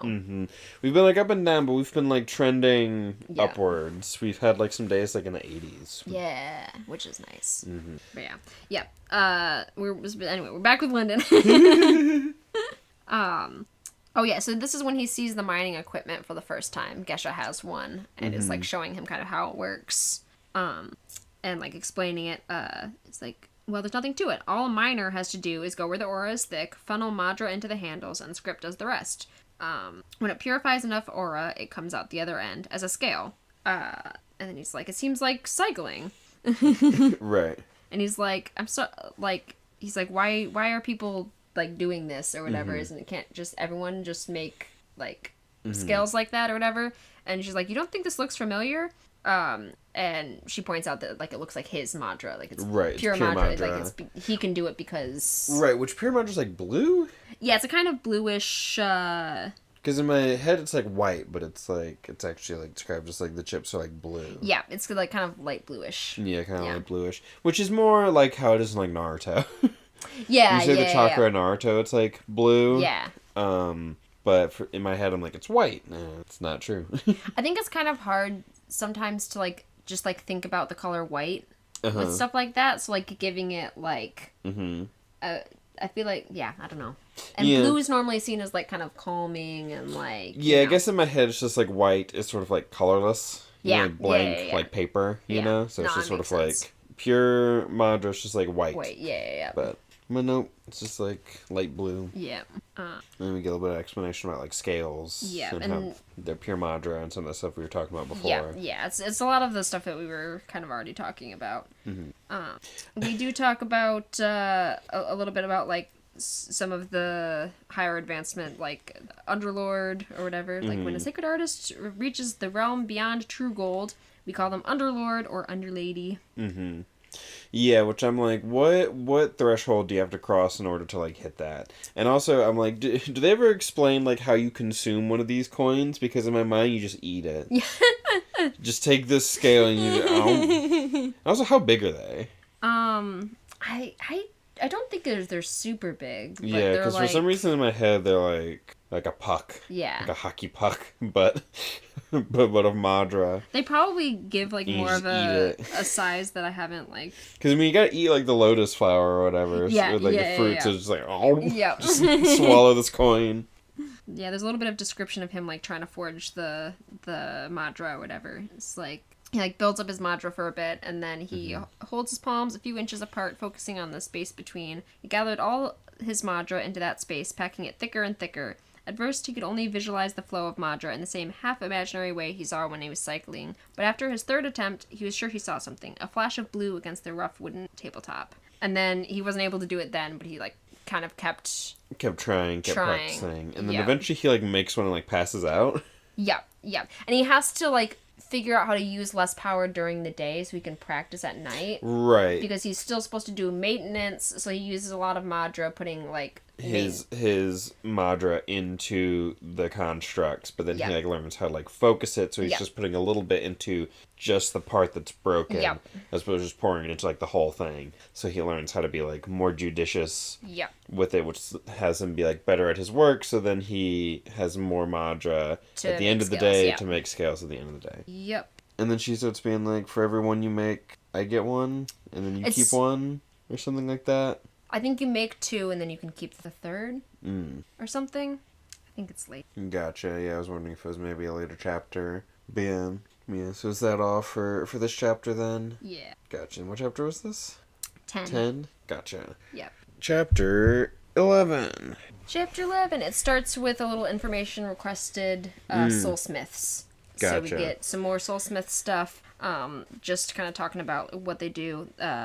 Form constructs, steal bindings from remnants, and transplant them into sacred artists, and forge weapons. Contracts. Yeah. I keep having a problem with the word constructs. Yeah. It does not want to work. I'm just thinking contracts, like it's a convention truck. I don't know what that would mean exactly. You just like, it's like a pop-up convention, but it's in the back of a truck. You have like a 18-wheeler. And in the big, like, back area, you just, like, open it up and there's just a convention. There's a convention in there. A little artist alley. Yep. Very silly. You just have, like, a convoy of them. Just, like, a few of them, and then they all, like, set up somewhere. It's like a carnival, you know? Yeah. Where you just set up a convention somewhere, and they're the contracts. Anyway. That's great. But yeah, the Soulsmiths, what they do, they make constructs. Yep. And talking a bit about remnants, how that like all the different parts need to be handled differently. Some with gold steel, others must be chilled, others wrapped, some like shatter, some reformed with an unobserved, others dissolve in sunlight or turn to liquid. It's like all sorts of different stuff, and it's like you need a drudge to help like learn all the properties. Figure that stuff out. Experience is the most useful tool in this process, but a drudge is indispensable. It's their assistant, their toolbox, their encyclopedia of information. Even two remnants from the same path can look identical, but be subtly different on the inside. Maybe one holds the most valuable binding on the left side, while the other carries it on the right. Like, stuff like that, talking about the binding, like, looking for the bindings. Yeah. Their drudges can, like, scan and find concentrations of power like that. Yeah, if Lindon ends up becoming a Soulsmith, I wonder what his drudge will be like. Yeah. And then talking about, like, before they create their own drudge, they must familiarize themselves with the Soulsmith's foundry, practice their own forging in order to shape dead matter and create a functional shell around valuable bindings, memorize a set of basic scripts, and test dozens of different Madra aspects to prove that they can spot the difference. Yeah. You've been struggling a little bit. The words have not been wordsing. They have not been wordsing. I've been trying to read too fast, and then I trip over my words, and then I keep trying to do that over and over again because I'm like, well, I need to just fix that one word. Let's just try and say that again real fast. I need to just slow down. Yeah. Is the problem. I get you. Yeah. Yeah. So yeah, that's Soulsmith. Yeah, that's kind of the ending of the little Soulsmith section there. Soulsmith section. This is going to be the rest of the podcast now because that's how I talk, apparently. I mean, Soulsmith section is a tongue twister for sure. Soulsmith section and constructs and... Soulsmith section. Alright. Yeah, and so then we are back with Lindon. And we start off with Lindon describing how he's not been getting, like, sleep, or he's been just, like, working a bunch, and so, like, Fisher Gesha keeps waking him up in, like, crazy ways. Right, because he keeps, like, sleeping in, or, like, sleeping through other ways and stuff. He's a very heavy sleeper. Yeah, and so then he woke up being kidnapped, and at first he didn't notice anything was weird because he just thought Fisher Gesha was waking him up. Yeah, it was just doing some bullshit again. It's like, yeah, there was a person, like, on top of me, like, trying to, like, hold me down or whatever, but that just... Yeah, he didn't realize until he saw the Sand Viper remnant on one of the people's arms that he was being kidnapped. Yeah, it was like, oh wait, this isn't Fisher Gesha kidnapping me. This is a real kidnapping. Yep. And so then he was brought in. I don't think there's a ton to go, just like... Yeah, to like go over here. Yep. He's just sort of like being brought over to the mines and stuff. Yeah, and put in like one of the cages or whatever, and he like tries to escape real fast. Yeah. Because by golly, he'll always try. Yep. Yeah, like the door is open, he like jumps through and like throw him back in. Yep. So and then, you can't really do much, Lindon. Yeah, no, yeah. And then he, like, sees all the injuries on all of the people around him, and he's like, these are all golds, and I'm going, like, this is... This is not going to go well for me. There's nothing I can really do here. Yep. This is what's happening to the golds. Yep. But they don't put a collar on him because he's not worth it. Yep. Yep. And then Fisher Gesha shows up. And is like... What the fuck? Yeah. Oh yeah, before Fisher Gesha shows up, he sees all the scales being brought in from the... Alright, he's immediately like, ooh, I should steal those. Yes!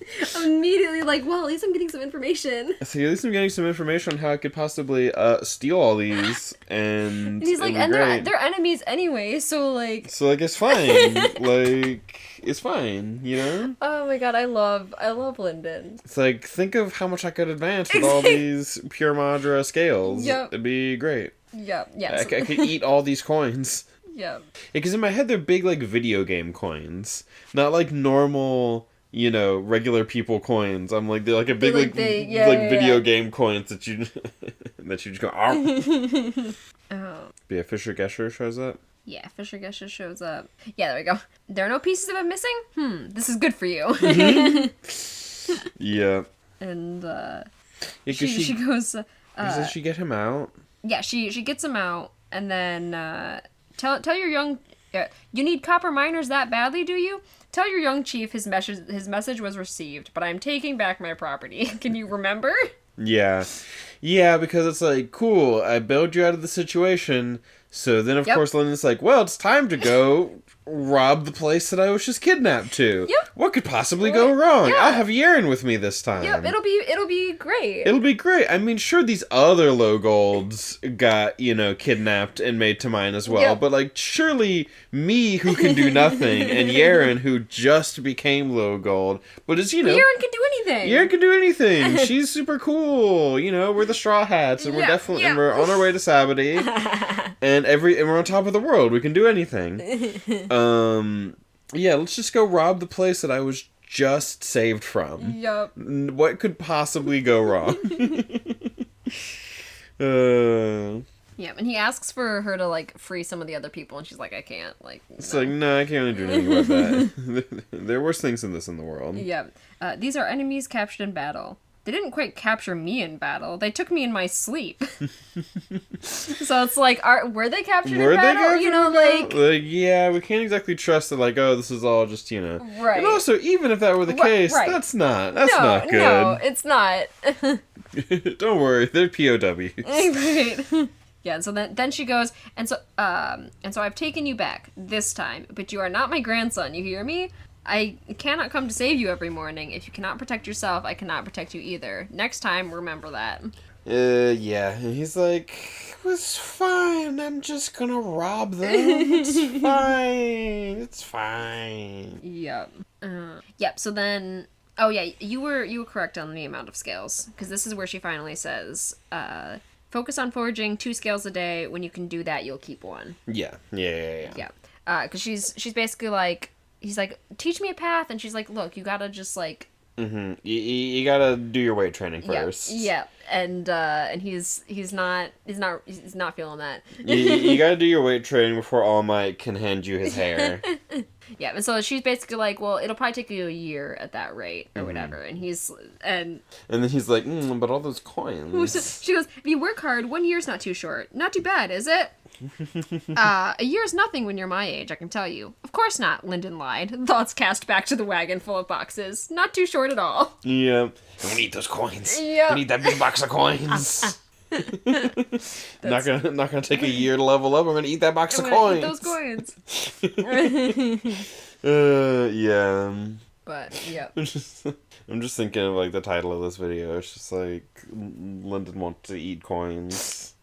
Lindon's gonna eat those coins. Something like that. Coins. Yeah. Gonna eat those coins. Yeah. So that's chapter 11. Yeah. Chapter 12. Chapter 12. Lindon goes to see Yaren, and she has better accommodations than last time. She has a whole house to herself, like a whole little area. She's doing great. Yeah. Meanwhile, Lindon's still on the rafters. Yeah, because she's been going out and like getting remnants for them, and like she's been doing shit. They love her. Everyone loves Yaren because she's competent. Yeah, Yaren provided something that the sect had previously found in short supply: overwhelming offensive power. Yeah. Yeah, your gold sign being webbed fingers, as opposed to a blade arm coming out of your back. Yeah, it's a little different. According to her, the fishers were experts at tracking, navigating the wilderness, and extracting natural treasures for later sale. National treasure? Yeah, They're great at stealing the Constitution. That's Lindon's job. Yes, Lindon. If the Constitution were... If you could eat the Constitution and level up... Here's the thing. Lindon and National Treasure would absolutely steal the Declaration of Independence. Yeah. That's right. So Declaration of Independence, not the Constitution. Yeah. Because isn't it like the treasure map? Yeah. So absolutely, if he thinks the Declaration of Independence is a treasure map, he steals that in a second. That's right. The Constitution's funnier though, in a sense. It's like, no, we stole the Constitution, but no, the Declaration of Independence. Yes. My sister and I watched that movie like a lot of times growing up. Yeah, I know that I saw it in school at least once, but I think I saw like the first and the second one, maybe. Yeah. But I've only seen it like once or so. We watched both a lot. Yeah, that's hilarious. Yeah. Also, now I'm just like Lindon will eat anything. Lindon will eat anything. Just the idea of Lindon just, like, eating various objects that will, like, level him up. Yeah. It's just like, hey, Lindon, the Declaration of Independence will... I mean, if it leveled him up, he would, in a second, he would eat whatever. You gotta eat the Declaration of Independence, Lindon. You'd be like, oh, yeah, easy. What do you mean? You gotta eat the Constitution. Why'd you act like that was difficult? Yeah. That's not a choice. Yep. Oh god, Lindon. I'm just waiting for Lindon to have like a more like legitimately like morally dubious, like this thing could give you power, but you have to do something like truly awful. Yeah. For it, and like see how he sort of handles that situation. Yeah. If he's like, well, maybe there's like a way that I can skirt around doing this awful thing in order to get it, you know. Yep. How much, like, what is he willing to do for this power and stuff? Because from what we've seen, he'll do a lot. He'll do a lot, and he'll do underhanded things, but it's always kind of... But he does have a, like, moral... He has a moral code, and also the underhanded things are like, I'm going to steal from this school. Which isn't like, oh, I'm going to, like, murder a bunch of people for power. Yeah, I'm going to pull a Vegeta. Yeah. And just literally become evil for the sake of more power. But yeah, so yeah, Yaren's got a big house now. Yeah, and so Lindon comes to visit, and he's worried about traps when he knocks on the door. Right, yes, yeah. He's glad to see all the traps were on the inside of the door this time. He'd hesitated enough just knocking, wondering what lethal tricks were lurking in the air. I can't wait for the bloopers of this book. Yeah. Ever since the last book had bloopers, I've just been like, I can't wait. And then, so he sees Yaren, and Yaren looks like she's, like, in good shape. She's got food, sleep. He looks like he has had no sleep and looks kind of crazy because he's, like, shaking with excitement because he has plans to steal from the Sand Vipers. Yeah, we're gonna rob him. We're gonna rob Fort Knox. He took that to mean he looked tired, which was true. His fingers were twitching, and he couldn't seem to focus his eyes on more than one thing for a handful of seconds, but his excitement kept him fueled. So he's just, like, shaking, like... I saw a bunch of coins, I'm gonna eat them.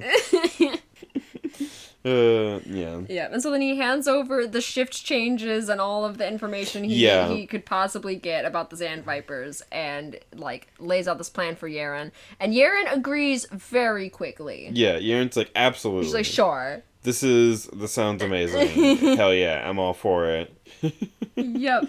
Yaren's always down to make a dumb decision like this. Oh, yes. A certain type of reckless decision is very much Yaren's bag. Yep. Yeah, and he had, like, a whole bunch of, like, extra arguments and stuff like that if she had, like, different concerns, and, like, he didn't have to use most of them, and he's like, oh. It's like, I did all this planning for in case I really had to convince you, and you were pretty easy to convince, actually. Yeah. He had counters to these, nuances to his plans that he worked very hard on. He hadn't entirely counted on Yaren handing the paper back to him, smile sharper than the blade over her shoulder. Let's burn him. Yep. Yeah, Yaren loves to fuck around. Oh, yeah. Yep. The finding out, well... Yep.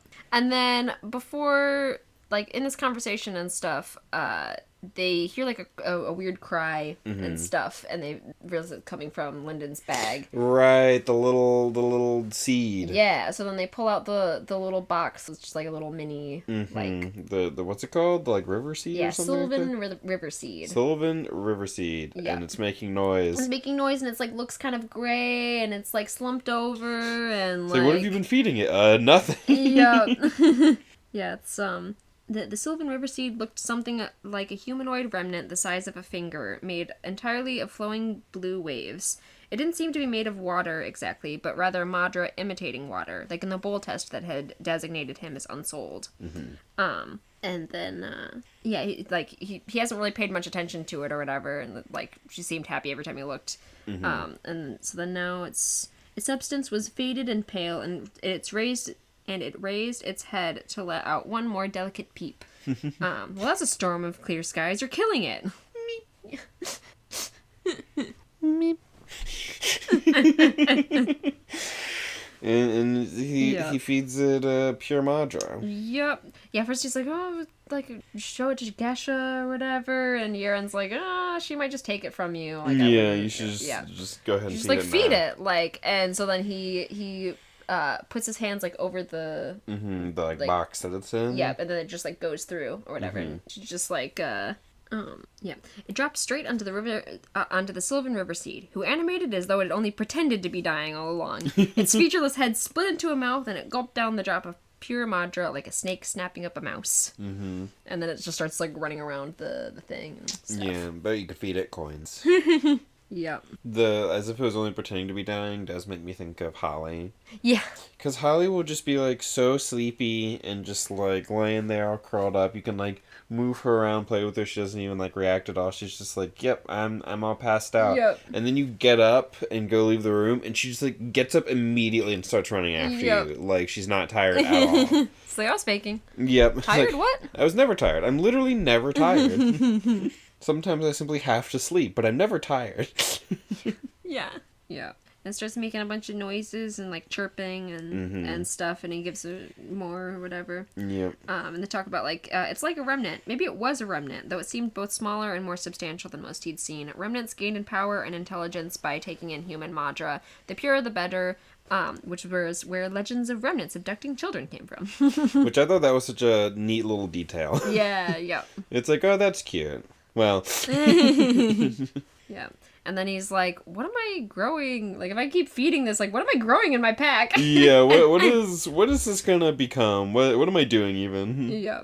And so then Yaren's like, well, these scales will be good for you and your little friend. Yeah. So that's good. And so then they go to get ready. And Yaren cuts her hair with her sword technique. Yep. Which is something that I had said before. Yep.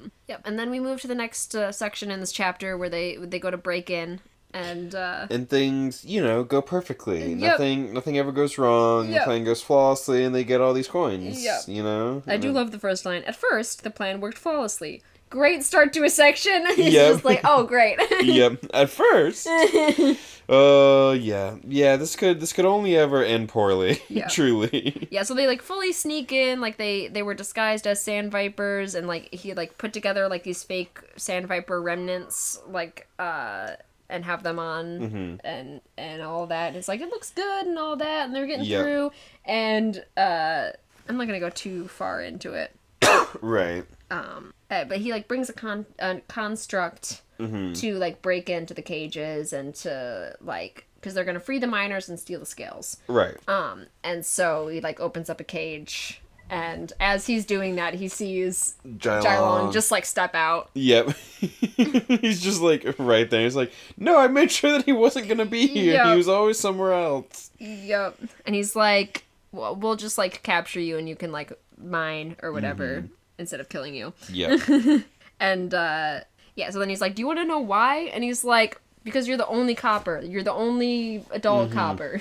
Yeah. Like, we've been, like, looking out for you. You know? Yeah, and it's like, you stand out. Yeah. Like, we noticed you, like, watching us a few days ago and stuff. Yeah, it's like, you're super obvious, you stand out because you're the only person like this around here. Yeah, and then also he's like, how did you, like, recognize me? And he's like, well, they scanned your spirit. What do you mean? And he's like, oh, I did not have all of the info. It's like, that's a thing that you can do? Yeah. That's a thing that can happen? Yeah, and he's like, and Yaren would have known that, but she didn't know that I didn't know, because, like, it was, like... Because it's so obvious to her.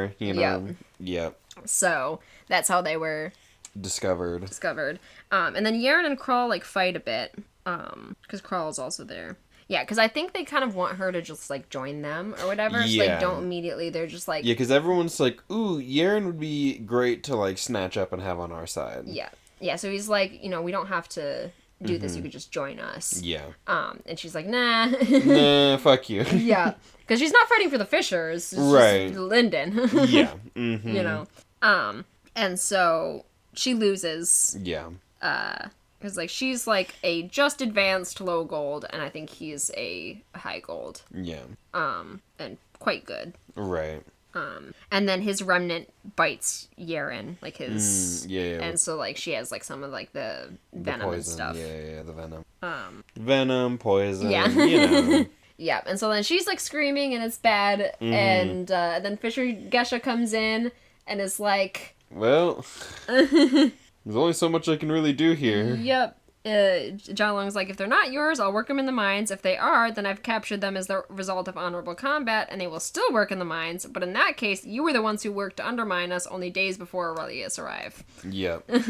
Yep. Yeah. It's like, listen, they, like, you fucked around. Yep. And you're finding out. Yep. Like, there's only so much Fisher Gesha can do because you just fucked up. I don't think Lindon blames her either. No, like, for sure. He's like, oh, maybe she'll help, and she doesn't, and okay, well, it's like, well, we got ourselves into we tried to rob them. Yep. Like, no, fuck, she can't get us out of this. Yep. Yeah, it's there's been a misunderstanding between us, hasn't there? It seems there has. I don't see any fissures here, she said. Yep. Only you, honored elder. Yep. Yep. And it's just like, oh no. Yep. Because you knew it was gonna happen. Yeah. Things, this was never gonna go well. Yep. Yep. And they get fucking taken for the mines. Yep, so then they're then we switch perspectives. Yeah, but then we jump over to Ethan. We jump to Ethan. He's been watching. He's sipping from a bottle of what tasted like distilled poison. Yeah. Ethan, why? Because that's the thing. How are you drinking poison? Yeah. How is it you can just drink poison and be fine, Ethan? Just chilling. Like, your power can't just be that you, like, know everything. Because you drink poison. And you're like, tastes like poison. Anyway. Yep. Like, total awareness doesn't allow you to withstand poison. Yep, so then he sees them, Yaren was given, antidote or whatever, and they're gonna be on the day shift, so he's, kind of watching as the shift change is, happening. Right. And also talking about how the Sand Viper remnant was, worse to deal with than a bite from the actual Sand Viper. A natural Sand Viper would have been much less painful. The remnant Madra attacked the soul as much as the body. Right. And she's having a harder time recovering because she has the collar on that restricts her Madra. Right. So it's both. Yeah. So, basically. Yeah, making it worse for her. Yeah. And so then he thinks, handled correctly, this excursion into the ruins could end up being a valuable lesson for her, even an adventure, if framed properly. In his experience, Ethan took another sip of poison. Yes. In his experience, practically anything became an adventure if framed properly. Ethan took another sip of poison. Yeah. It's great. And so then we get another little reference of the rope around her waist. He's thinking about Yaren. The Sage of the Endless Sword did a wonderful job with her, as was expected. There was the problematic matter of her past, as some of the Sand Vipers had learned when they had tried to unravel the rope around her waist. But even that could be turned to her advantage. Yeah, so we get a little reference to that, but not any sort of elaboration on it. Yeah, just that something happened when they tried to take off the rope. Yep. I can't wait for Naruto Kaine to get her little backstory. And so then he's oh, if her character matches, then she'll be perfect. And which brought him to Lindon, who was simultaneously more puzzling and more intriguing. Someone had meddled with Lindon in a way that he couldn't quite put his finger on. Maybe it would occur to him later. Yeah. And then either way, the boy was still a featureless ball of clay just waiting to be shaped. Would he work out for Ethan's purposes? Probably not. But the shaping process was fun, and if nothing else, it would be something to occupy Ethan's attention for a few years. Yeah. Just a little something to do. Yep. If there's fun to be had, why not start immediately? He downed the last of the bottle, which he suspected really was poison. He just drank a whole bottle of poison for no reason. For no reason. Complains to himself that his clothes were going to get messed up in this excursion, and then drops down and yells, "They'll kill us all," in Jai Long's ear. Yeah. He just gets right up behind him. "They'll kill us all!" Spearman's reaction was gratifying. So then he's spun to attack him or whatever. And then Ethan just stands there. "What are you doing here? Surrendering myself into your custody, good sir. And why is that? As punishment for my many sins and imperfections. I am a cursed man, racked by guilt." He's so silly. Yep. He's just I just love watching him do shit. He's so much fun. Just getting up to shenanigans for the pure sake of shenanigans. He's a little trickster guy. He is what he is, and that's just a lot of fun to watch. It's anytime we get to be in Nathan's perspective and have him just making a fool of some people. It's a lot of fun. It's been my like favorite part of like this book so far. Oh yeah, Ethan is great. Mm-hmm. And then he gets a collar put on him or whatever, and they're like kind of scared to put it on him, but they do. And then he's like, well, I'm gonna go with this group going out into the mines, and he thinks the young man had a decision to make, and Ethan smiled pleasantly at him until he made it. And then he, like, let him go down. Mm-hmm. Wise decision. Yep. and it's like, I would have gone down either way. Mm-hmm. Yep. You can let me, or you can let me. Right. Is that the end of chapter 12? Yes. Alrighty. Chapter 13, last chapter of the recording. On another page. Yes. I wrote like little mini summary type of things when I was going through to highlight. Yep, you've got notes this time. Yep. We're back in the era of notes. Yep. So we see Lindon and Yaren are going like down into the mine and stuff. Mm-hmm. Like they each have like one of those barrels and that. And he's, like, looking at the walls, and it has, like, a bunch of, like, script on them. And he's like, if it wasn't so heavy and I wasn't, like, struggling with this, I would be more interested in, like looking at all this. What's going on around here. And so then they, like, stop in an area, and he realizes it's covered in blood, and he's, like, freaked out, and there's, like, bone everywhere and all that. Mm-hmm. Whatever happened here, it hadn't left any bodies. The dead had been blasted apart. And so then everyone gets down to mine or whatever, and they give, like, instructions and stuff. And they have, like, this whole little bit about, like, if you stop mining, we leave you here. If you run, we leave you here. If you harass or disobey a guard, we leave you here. When battle starts, don't panic or run, just trust us to cover you. You panic and we'll leave you here. Yeah, and doesn't someone be like, why don't you have a collar? Yeah. First Lindon's like, we'll pay them back. Like, and he's like, that wouldn't comfort me, but it'll comfort Yaren. Yes. right. Yeah. Master always said I should get captured once or twice. Show spine when you break free. Very silly. Yeah. And so then he's like, does it for a while, but then, like, he doesn't have the ability to go very long, like, as a copper or whatever. And so then the guy gets mad, and then realizes he doesn't have a collar, and then gets even more mad, and, like tries to, like, beat the shit out of him. Yeah. And then Ethan throws, like, a pebble and trips him. Yeah. Yeah, Ethan shows up and starts causing problems. Yeah. Or, helping, but also in his own way. Yeah, because, which one of you, like, threw the pebble or whatever, the man in the corner lifted his head and met Lindon's eye, winking. It was that same yellow-haired man. He'd been captured, too. How? When? When did you get here? I've been here the whole time. Yeah.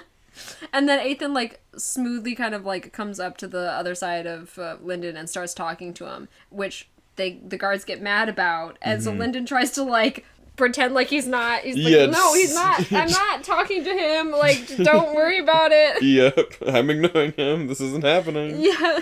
It's just, yeah, he's like, my name is Ethan. He's fully just introducing himself and just, like, Does he give a name besides Ethan, or is he just... He just says Ethan. Yeah. Because I have this, like, notion that Ethan's from the, like, Aurelius family or something. Yeah. Or, from that, like, empire or whatever. Yeah.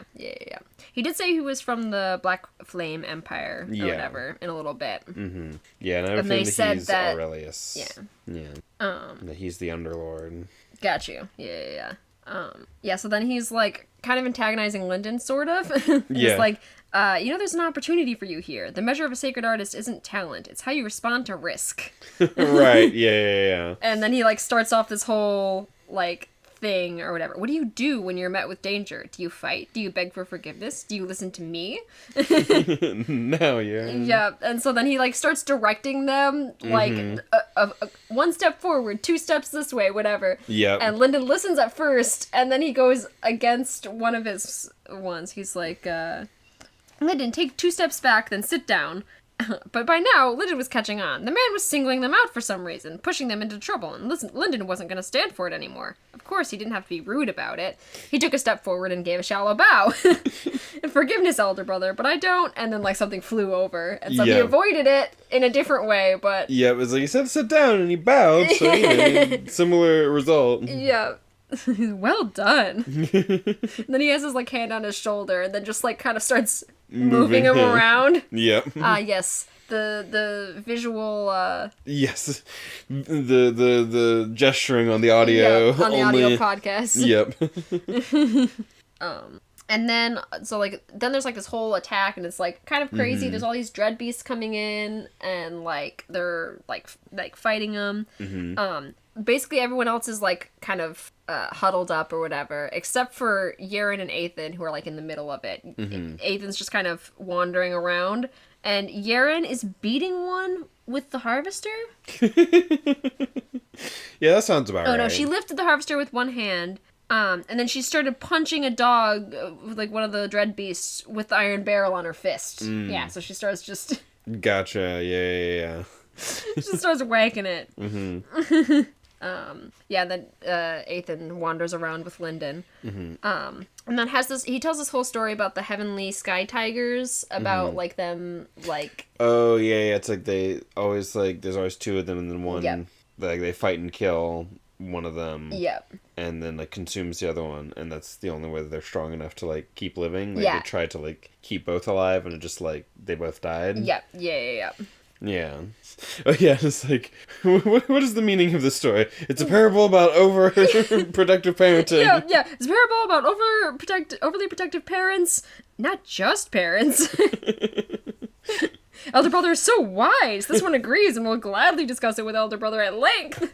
He's like, let's just get out of here. Why are you telling me this story? Yep. His just, like... politeness, you know? His polite panic is the best. His, like, flattery. And just, like... Elder brother's so wise. I, like, hear it in Travis Baldry's, like, voice I feel from like, the audiobook. I feel like he nails so much of the, like, tone of, like, the quippiness, the sarcasm, you know, because I feel like sometimes dialogue like that could be kind of cringe if delivered wrong, but I feel like the writing does a good job, as well as just, like, Travis Baldry's, like, delivery really, like, sells a lot of these, like, quippy little moments and stuff. Yeah. And then at the end of this fight, like, things kind of calm down, and then a few people died. I think Tash died and one other.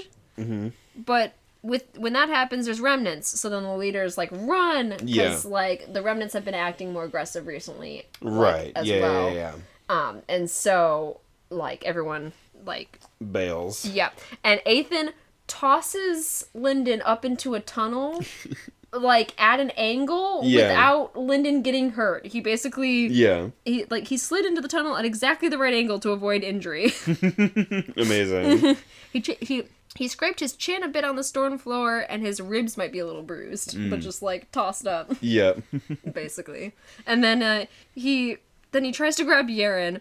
Yaren swiped at his hand, but he was ready, and then grabbed her and threw her up, too. Yeah. Because earlier, Lindon tried to dodge him, like, ruffling, Lindon's head, like, Lindon's hair or whatever. Yeah. And Ethan still got him. Yeah. Yeah, so then they're up in this other tunnel, and he's like, follow me. Most of those remnants can climb, and some of them can fly. And then they start making noise. Whoops, faster. We should go faster. Yeah, it almost feels like instead of, like, he can see the future, it's almost like everything's in slow motion for him. Yeah. Like, it's not actually in slow motion, but, like, whenever you have, like super speed characters in shows and stuff, where they portray it as, like, super slow, or, like, the mind's just going so fast. Yeah. Yeah, and then Yaren's like, well, can't we fight these or whatever? And Ethan's like, yeah, I mean, but, like, we got this on.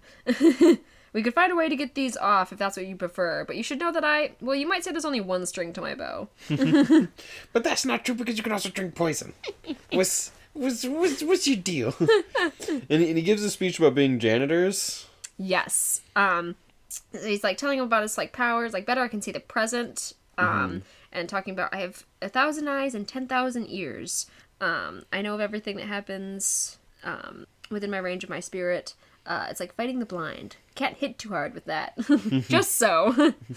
Yeah, and then Lindon asked, like, how did they capture you? And then Ethan doesn't answer the question, and immediately goes, "Oh, I remember when I was your age, young, spirited, distrusting of strangers," like going on about that. And then here's where he gets to his speech, like, very well, I'll tell you the truth. I came from the Black Flame Empire, located far to the east. I happened upon a great power coming from the west. I brought it to the attention of my clan, who instructed me to investigate. I'm not talking about the pyramid and everything. Yeah. And he's like, I wasn't really looking for the spear. I'm more looking for talent than anything else, really. I'm looking to recruit. Basically. And Lindon's like, oh, like, that's better than the spear, actually, probably. Lindon's like, great. Yeah, with Ethan's resources behind him, he wouldn't have to scrape for every scale. If he understood correctly, with a powerful family supporting him, he could reach gold tomorrow. Right, yeah. Yeah, and then Ethan asks him about his core. Mm-hmm. Where's the... Yeah, it's like, I'm so sorry to be rude, but I've just been dying to ask, what happened to your core? Yeah, and he's like, you have 2 of them. Were you born that way? Is that why you're so weak? Did someone damage your soul? And then Lindon, like, tells him and stuff, and Ethan kind of nods, like, yeah, that makes sense. And then he starts kind of checking his, like, breathing technique and his, like, core. Right, and, like, because it's like, your breathing technique is specifically, it's like designed for splitting your core, so you're essentially just, like, preparing to, like, split your core again. Yeah. So you it's need, just, like, all in your core, and, like, specifically to get to iron, which is the next stage, it all needs to go out. Into your body. Into your body. Yeah, because you get, like, the iron body and stuff. So it's, like, you're too inward focused, because it's, like, you're essentially just preparing to quarter your soul. Yep. And that's not good. Yep. He's like, it's not a horrible breathing technique, but, like, you need to change it for the future or whatever. Yeah, it needs to be adjusted, so he starts giving him, like, breathing tips and stuff. Yep. And then he's like, do you have a Madra filter? Or, like, something to, like, have better, like, Madra quality? And he's like, I have a parasite ring, which is, like... He's like, perfect. Yep. It's funny, because I was watching, like, a video recently, Religion for Breakfast had, like, a recent video on, like, Zen Buddhism. Yeah. Which was interesting, and talked about how they have, like, breathing, like, counting your breathing for, like, meditation. Yeah. And stuff, like... breathing in on 1, out on 2, and then in on 3, out on 4. Just like... Yeah. And it just makes me think of, like, how, like, also in JoJo's, Hamon has to do with breathing. And, Demon Slayer. Yep, and Demon Slayer breathing technique, so it's just, like, it's a very sort of East Asian kind of, like, thing coming out of, like... that sort of school of, like, mysticism and stuff. Yeah. I like how it's, like, described in here, too, whatever. Like, the, like, mechanics of it is just kind of fun. It's fun. And then, Ethan's like, where'd you leave your pack? And it's, like, wants to go find it. And Yaren's like, back up. Who are you? What's happening? Right. And this is where we, get the thing about the janitors. Yeah. You say you're from the Black Flame Empire. Who are you? Young lady, I am the greatest janitor in all existence. I am the son of a janitor, last in a long line of janitors that stretch all the way back to the Sage of Brooms and beyond. Janitors? Lest you think I'm speaking figuratively, let me clarify. My clan organizes the street sweepers in Black Flame City. We supervise sewer maintenance. We dig ditches and light lamps and sweep chimneys. Dirty hands are the mark of pride. Those are the words by which we live. This coming from a man who looked as though he'd never seen a shovel in his life. Yeah. And it's like, you don't, like, keep the streets metaphorically clean of crime. He's like, no. Literally. Janitor, yeah. Yeah. And it's like, even the janitors of the Black Flame Empire are more powerful than I can even imagine. I grew up in the sewers of Black Flame City, ankle deep in what you might call sludge. They used similar scripts to control intake and outflow, so this works on similar principles. And so then he's messing with the tunnel so he can open the door or whatever. He's messing with the scripts. Gotcha, yeah. There was a part of me during that where it's like, in what you might call shit instead of sludge. I was just like... He would say that. Yeah. I can see that. Yep. Shit. Yeah. So then, after that whole, like, kind of talking about the janitor, his whole, all of that, he's like, I have a task for you. and like gives him a new breathing technique and like has him try it or whatever. And he and tells him how to like cycle his mantra. Yeah. And it's really hard. Right. Like he has a bit of a hard time with it, but that's the nature of any acquired skill. It will feel like breathing through a wet rag for a while, and your body will tell you to stop. But one day you'll look back and wonder how it was ever difficult. Yep, again, Demon Slayer, and also makes me think of like the masks. Yeah. In part 2 of JoJo's, they have like the masks that like you can only breathe through them if you're doing the proper breathing technique or whatever. Yep. And then now as your first challenge, hold that pattern as you run up to the next floor. And then he has Lindon bring out his light, his marble from Surreal. Yeah. And Lyndon's like, well, he doesn't know what it is, so it's fine. It feels a little bit weird, but it's fine. I can use this as a light. Right. And so then goes to run up the stairs. Remember my 1,000 eyes. These ruins may as well...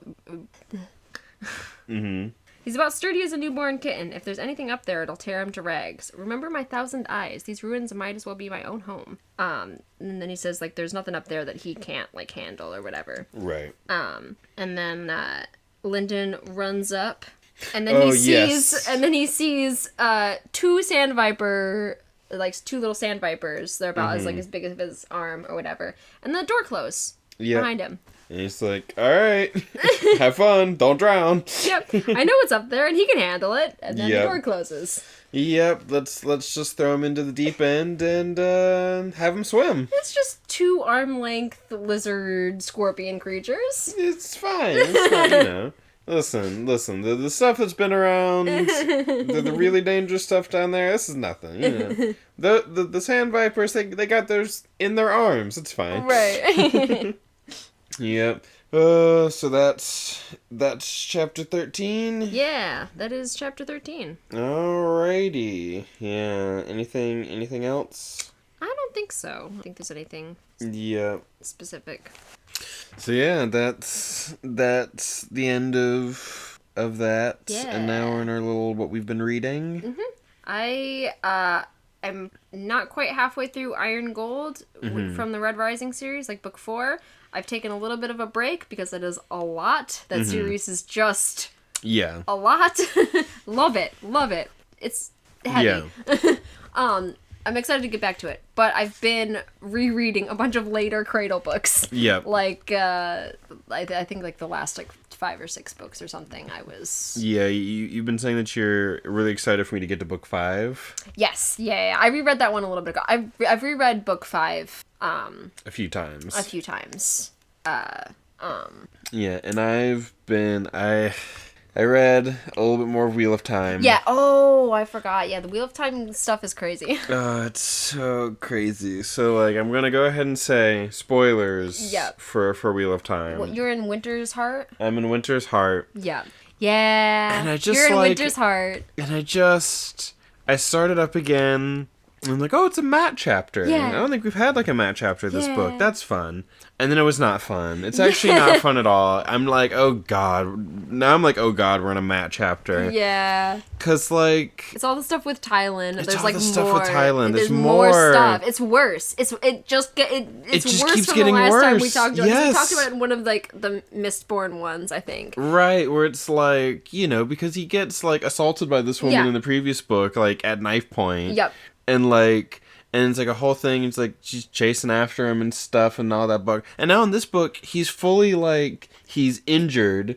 And he can't go anywhere. He can't go anywhere. He has no finances. He has no... Like, he has all this gold, but like, if he tries he can't get to it. He can't get to it. If he tries to move it, they'll stop him. If he tries to like go to a boat or whatever, they stop him. Yeah.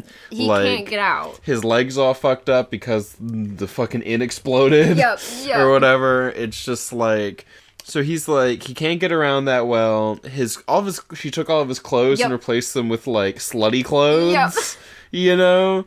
It's like, it's a whole thing. And she continues to just, keep doing it with him over. It's just like, but then the writing doesn't take it seriously. It doesn't take it seriously enough. It's like, it kind of does, but kind of doesn't. But not enough. Like, that's the problem. Yeah, it's just like, because if this was happening, if it was reversed with one of the female characters, it'd be so much... more serious. It'd be taken so much more seriously, because it's like... And we would see, it would be if it happened to one of the female characters, it's Lord Gabriel with more gays. Yeah, and it's straight up. Yeah, exactly. It's literally like, yeah. I mean, she's not using compulsion on him. Right. That is the only thing that is different. But like, is it like she's not using magic compulsion, but she is using whatever physical means that she has to compel him to do what she wants. Because she like, does. As awful as the magical compulsion is, the magical compulsion does make you in the moment want to be doing what you're doing. Yeah.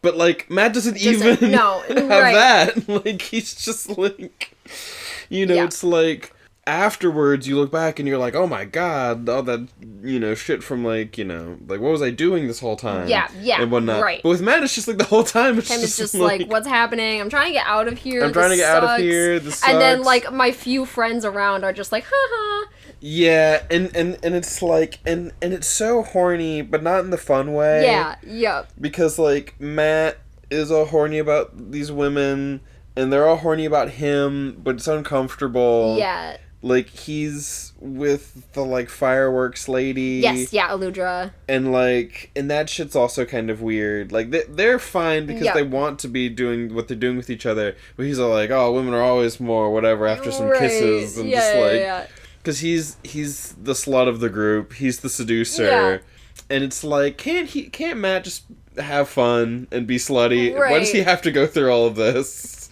as like quote punishment for being slutty? I don't know. It's very cringe. And what's also... But then also, it's not that bad. It's not that bad. I mean, like, he does kind of like having all the sex with her and stuff, but it's just like... But, and it's like, dude, God. And then also, there's the weird cringe of Oliver. Oh, yeah. Who's, like, not even 10 yet. I delete half of Oliver's stuff from my brain. Yeah, it's big. It's, like, if you know One Piece... And, like, Momonosuke... Yeah, it's very Momonosuke. It's very Momonosuke. And it's so weird. It's so weird. It's just, like, this 9-year-old should not care this much about this woman's breasts. Yep. And also, she should not care this much about this 9-year-old. Yep, it's weird. It's weird. At least in One Piece, like, they don't have any sort of weirdness towards Momonosuke. Yeah, all the women are just like, oh, this little baby. Cute little kid. I'm just holding this little kid. Yep. And he's all snuggled into my chest like a normal little kid. And then he's, like, actually weird and pervy, and which is like stop it. Sure, whatever, gag, whatever. It's not my favorite. Right, but now it's like, we're doing that gag, but also all the women are, like, crowded around him, and he's talking about, like, oh, kissing you and your beautiful neck, and it's so weird. It's so weird. It's so weird. I'm just like, fucking, I think my buddy in the group chat, I think he said something along the lines of, like, Robert Jordan would be one of those people who, like, when there's, like, a case about, like, a woman assaulting a student, being like, wish we had teachers like that back in my day, you know? It's like, absolutely. He will be like that. It's just like, oh my god. And the fact that, like, his wife is, like, his editor, who's, like... I talked about, like, oh, it's like, we were trying to, like, try to be kind of progressive about it. It just doesn't work. It doesn't work. It doesn't work. It doesn't work. It's so bad. It's so bad. I'm just, like, I'm only, like, half listening. Yeah. To all this shit going on. That's fair enough. There's not a lot in those sections that you, like, really need for the future, so it's alright. Because it's like they kind of acknowledge it, because then it's like, the Sean Chan are there, and like, that one lady, the daughter of the Nine Moons lady, is like, I'm gonna buy him from you. Yeah. And she's like, well, technically he's not like, he's like free or whatever. But is he? But is he? It's like, it's like, well, but you're fucking treating him like a slave, essentially. Your little sex slave over here. It's not cool and fun and funny. It's just uncomfortable. It's quite uncomfy. Yeah. And just like, because like... What's his name? Tom is being very like about like Oliver, as well as like yeah. Oh god, yeah. It's. I was like, oh, I'm gonna listen to some Wheel of Time at work. And then I haven't gone back and listened to more the next day, because I'm like, there's a few, like, Alan Gus, I think it's like the Wheel Takes podcast or whatever. Yeah. They have a few like hour-long kind of rants about the Matt and Tylen sections and stuff, just like like really interesting discussions, like great episodes of the podcast. Like it's interesting, but because just like the way that she has this, like, he has all this gold, but if he tries to like bring it out of the palace, they like stop him, and so it's like he has to like try and like sneak money out. It's like each, like, having his friends come in and like they take like a handful of gold in their pocket each time, and just like to try and move stuff out and sneak it, and it's just like it's so bad. It's just like, because it's just like legit real world like abuse shit. Yeah, but it's not treated that way. It's like, because it's like, yeah, but it's sexy if like a big titty queen lady's doing it to you, right? And it's like, listen, in a certain context, right, where you're like, you know, listen, we're engaging in a fantasy here, right, you know, but like that's not what's happening. She's like a legit queen, has way more power. He's terrified of her power, right, in general. It's like, you know, because I could see one of these, like, you know, TikTok romance novel kind of shits where it's like, but that's like what that's going for, exactly. And it's like, but it's like one of those has just been like transplanted in this world that's otherwise supposed to be very like serious, like, and it just doesn't, you know, it doesn't take it as seriously, like these like moral considerations, when it's like, okay, we're reading like a book where it's like indulging in this fantasy, like 50 Shades, where it's like there's like that like makes, you know, because I think about, like, Dan Olsen's video talking about 50 Shades, where it's, like, part of the, like, fantasy is it's, like, you get to still say, like, oh, no, I'm a good little whatever, but then they, like, make you do these things that you wanted to do anyway. Yes. It's, like... But you have the, you know, quote, moral out, or whatever. Right, exactly. It's sort of, like, playing into some of these kinds of things. And so if you were doing something like that with Matt, because it's, like... That's, you know, it's just like, here's the fantasy, and we all understand this is a fiction and a fantasy, and like, you know, that's like, but it's just like, we're in that space, but it's supposed to be an otherwise, like, we take these, like, moral things very seriously. Yeah. You know, instead of being like, this is a lighthearted little thing. Yeah. Where, like, we take it seriously with Gabriel and, like, and Morgaze and, like, stuff like that. And like, because there's all these, like, there'll be these, and like, fucking Morgaze and what's his name, too. Fucking poor Morgaze. yeah. When it's just, like... you know, whenever they're doing, like, that, like, trial when they go through, like, the rings or whatever... Yeah. There's, like, a thing of, like, being, like, chased. Yeah. And there's, like, this, like, implication of, like, the threat of... Yeah, like, Nynaeve. Yeah, like, Nynaeve being, like, threatened in that way. Yeah. And it's just, like, they'll make these references, but anytime it's references about, like, a woman being, like, assaulted in that way, they're a little bit more oblique. They're a little bit more, like, we're not gonna, like, see it. Yeah. And like, we always, like... And we also won't make fun of it. Right, it's like, those don't get, like, made fun of as much, and it's like, even, like, because I think we said this before whenever we went on this rant last time, like, Rand getting Force, like... water bonded, which is very much seen as symbolically the same thing. Yes. It's like, when it's a symbolic... rape. Yep. Then it was treated way more seriously than the literal actual rape that happens to Matt. Yes. Like, she literally does it at knife point. Yes. And it's treated less seriously than this metaphorical one that happens through, like, Warder Aes Sedai magic shit. Yep. You know, where it's like... it's... she's treated, like, as, like, a rapist. They, like, call her that. Yeah. Like, Alana. Right. It's just, like... But then Tylin, it's just, like, haha. It's crazy. And it's just, like... And her son is like, oh, look, she's found a you know, like, a guy or whatever, and blah, blah, blah, and, like, I'm excited for you to be in the family, basically, you know, like... It's weird. It's weird. It's so weird. And but that's enough. We've gone on this, you know, this isn't the Wheel of Time podcast, but...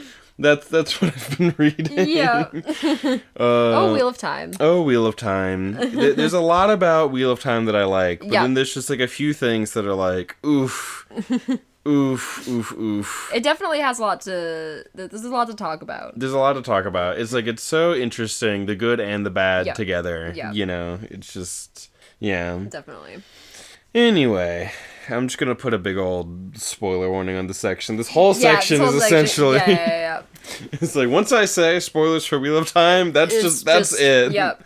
Up through Winter's Heart, we'll have. Mm-hmm. Yeah, because at this point now, I think we're just kind of. Yeah, I think we're done. We don't have anything else. So, like, comment, subscribe. Yeah. You know the YouTube verbs.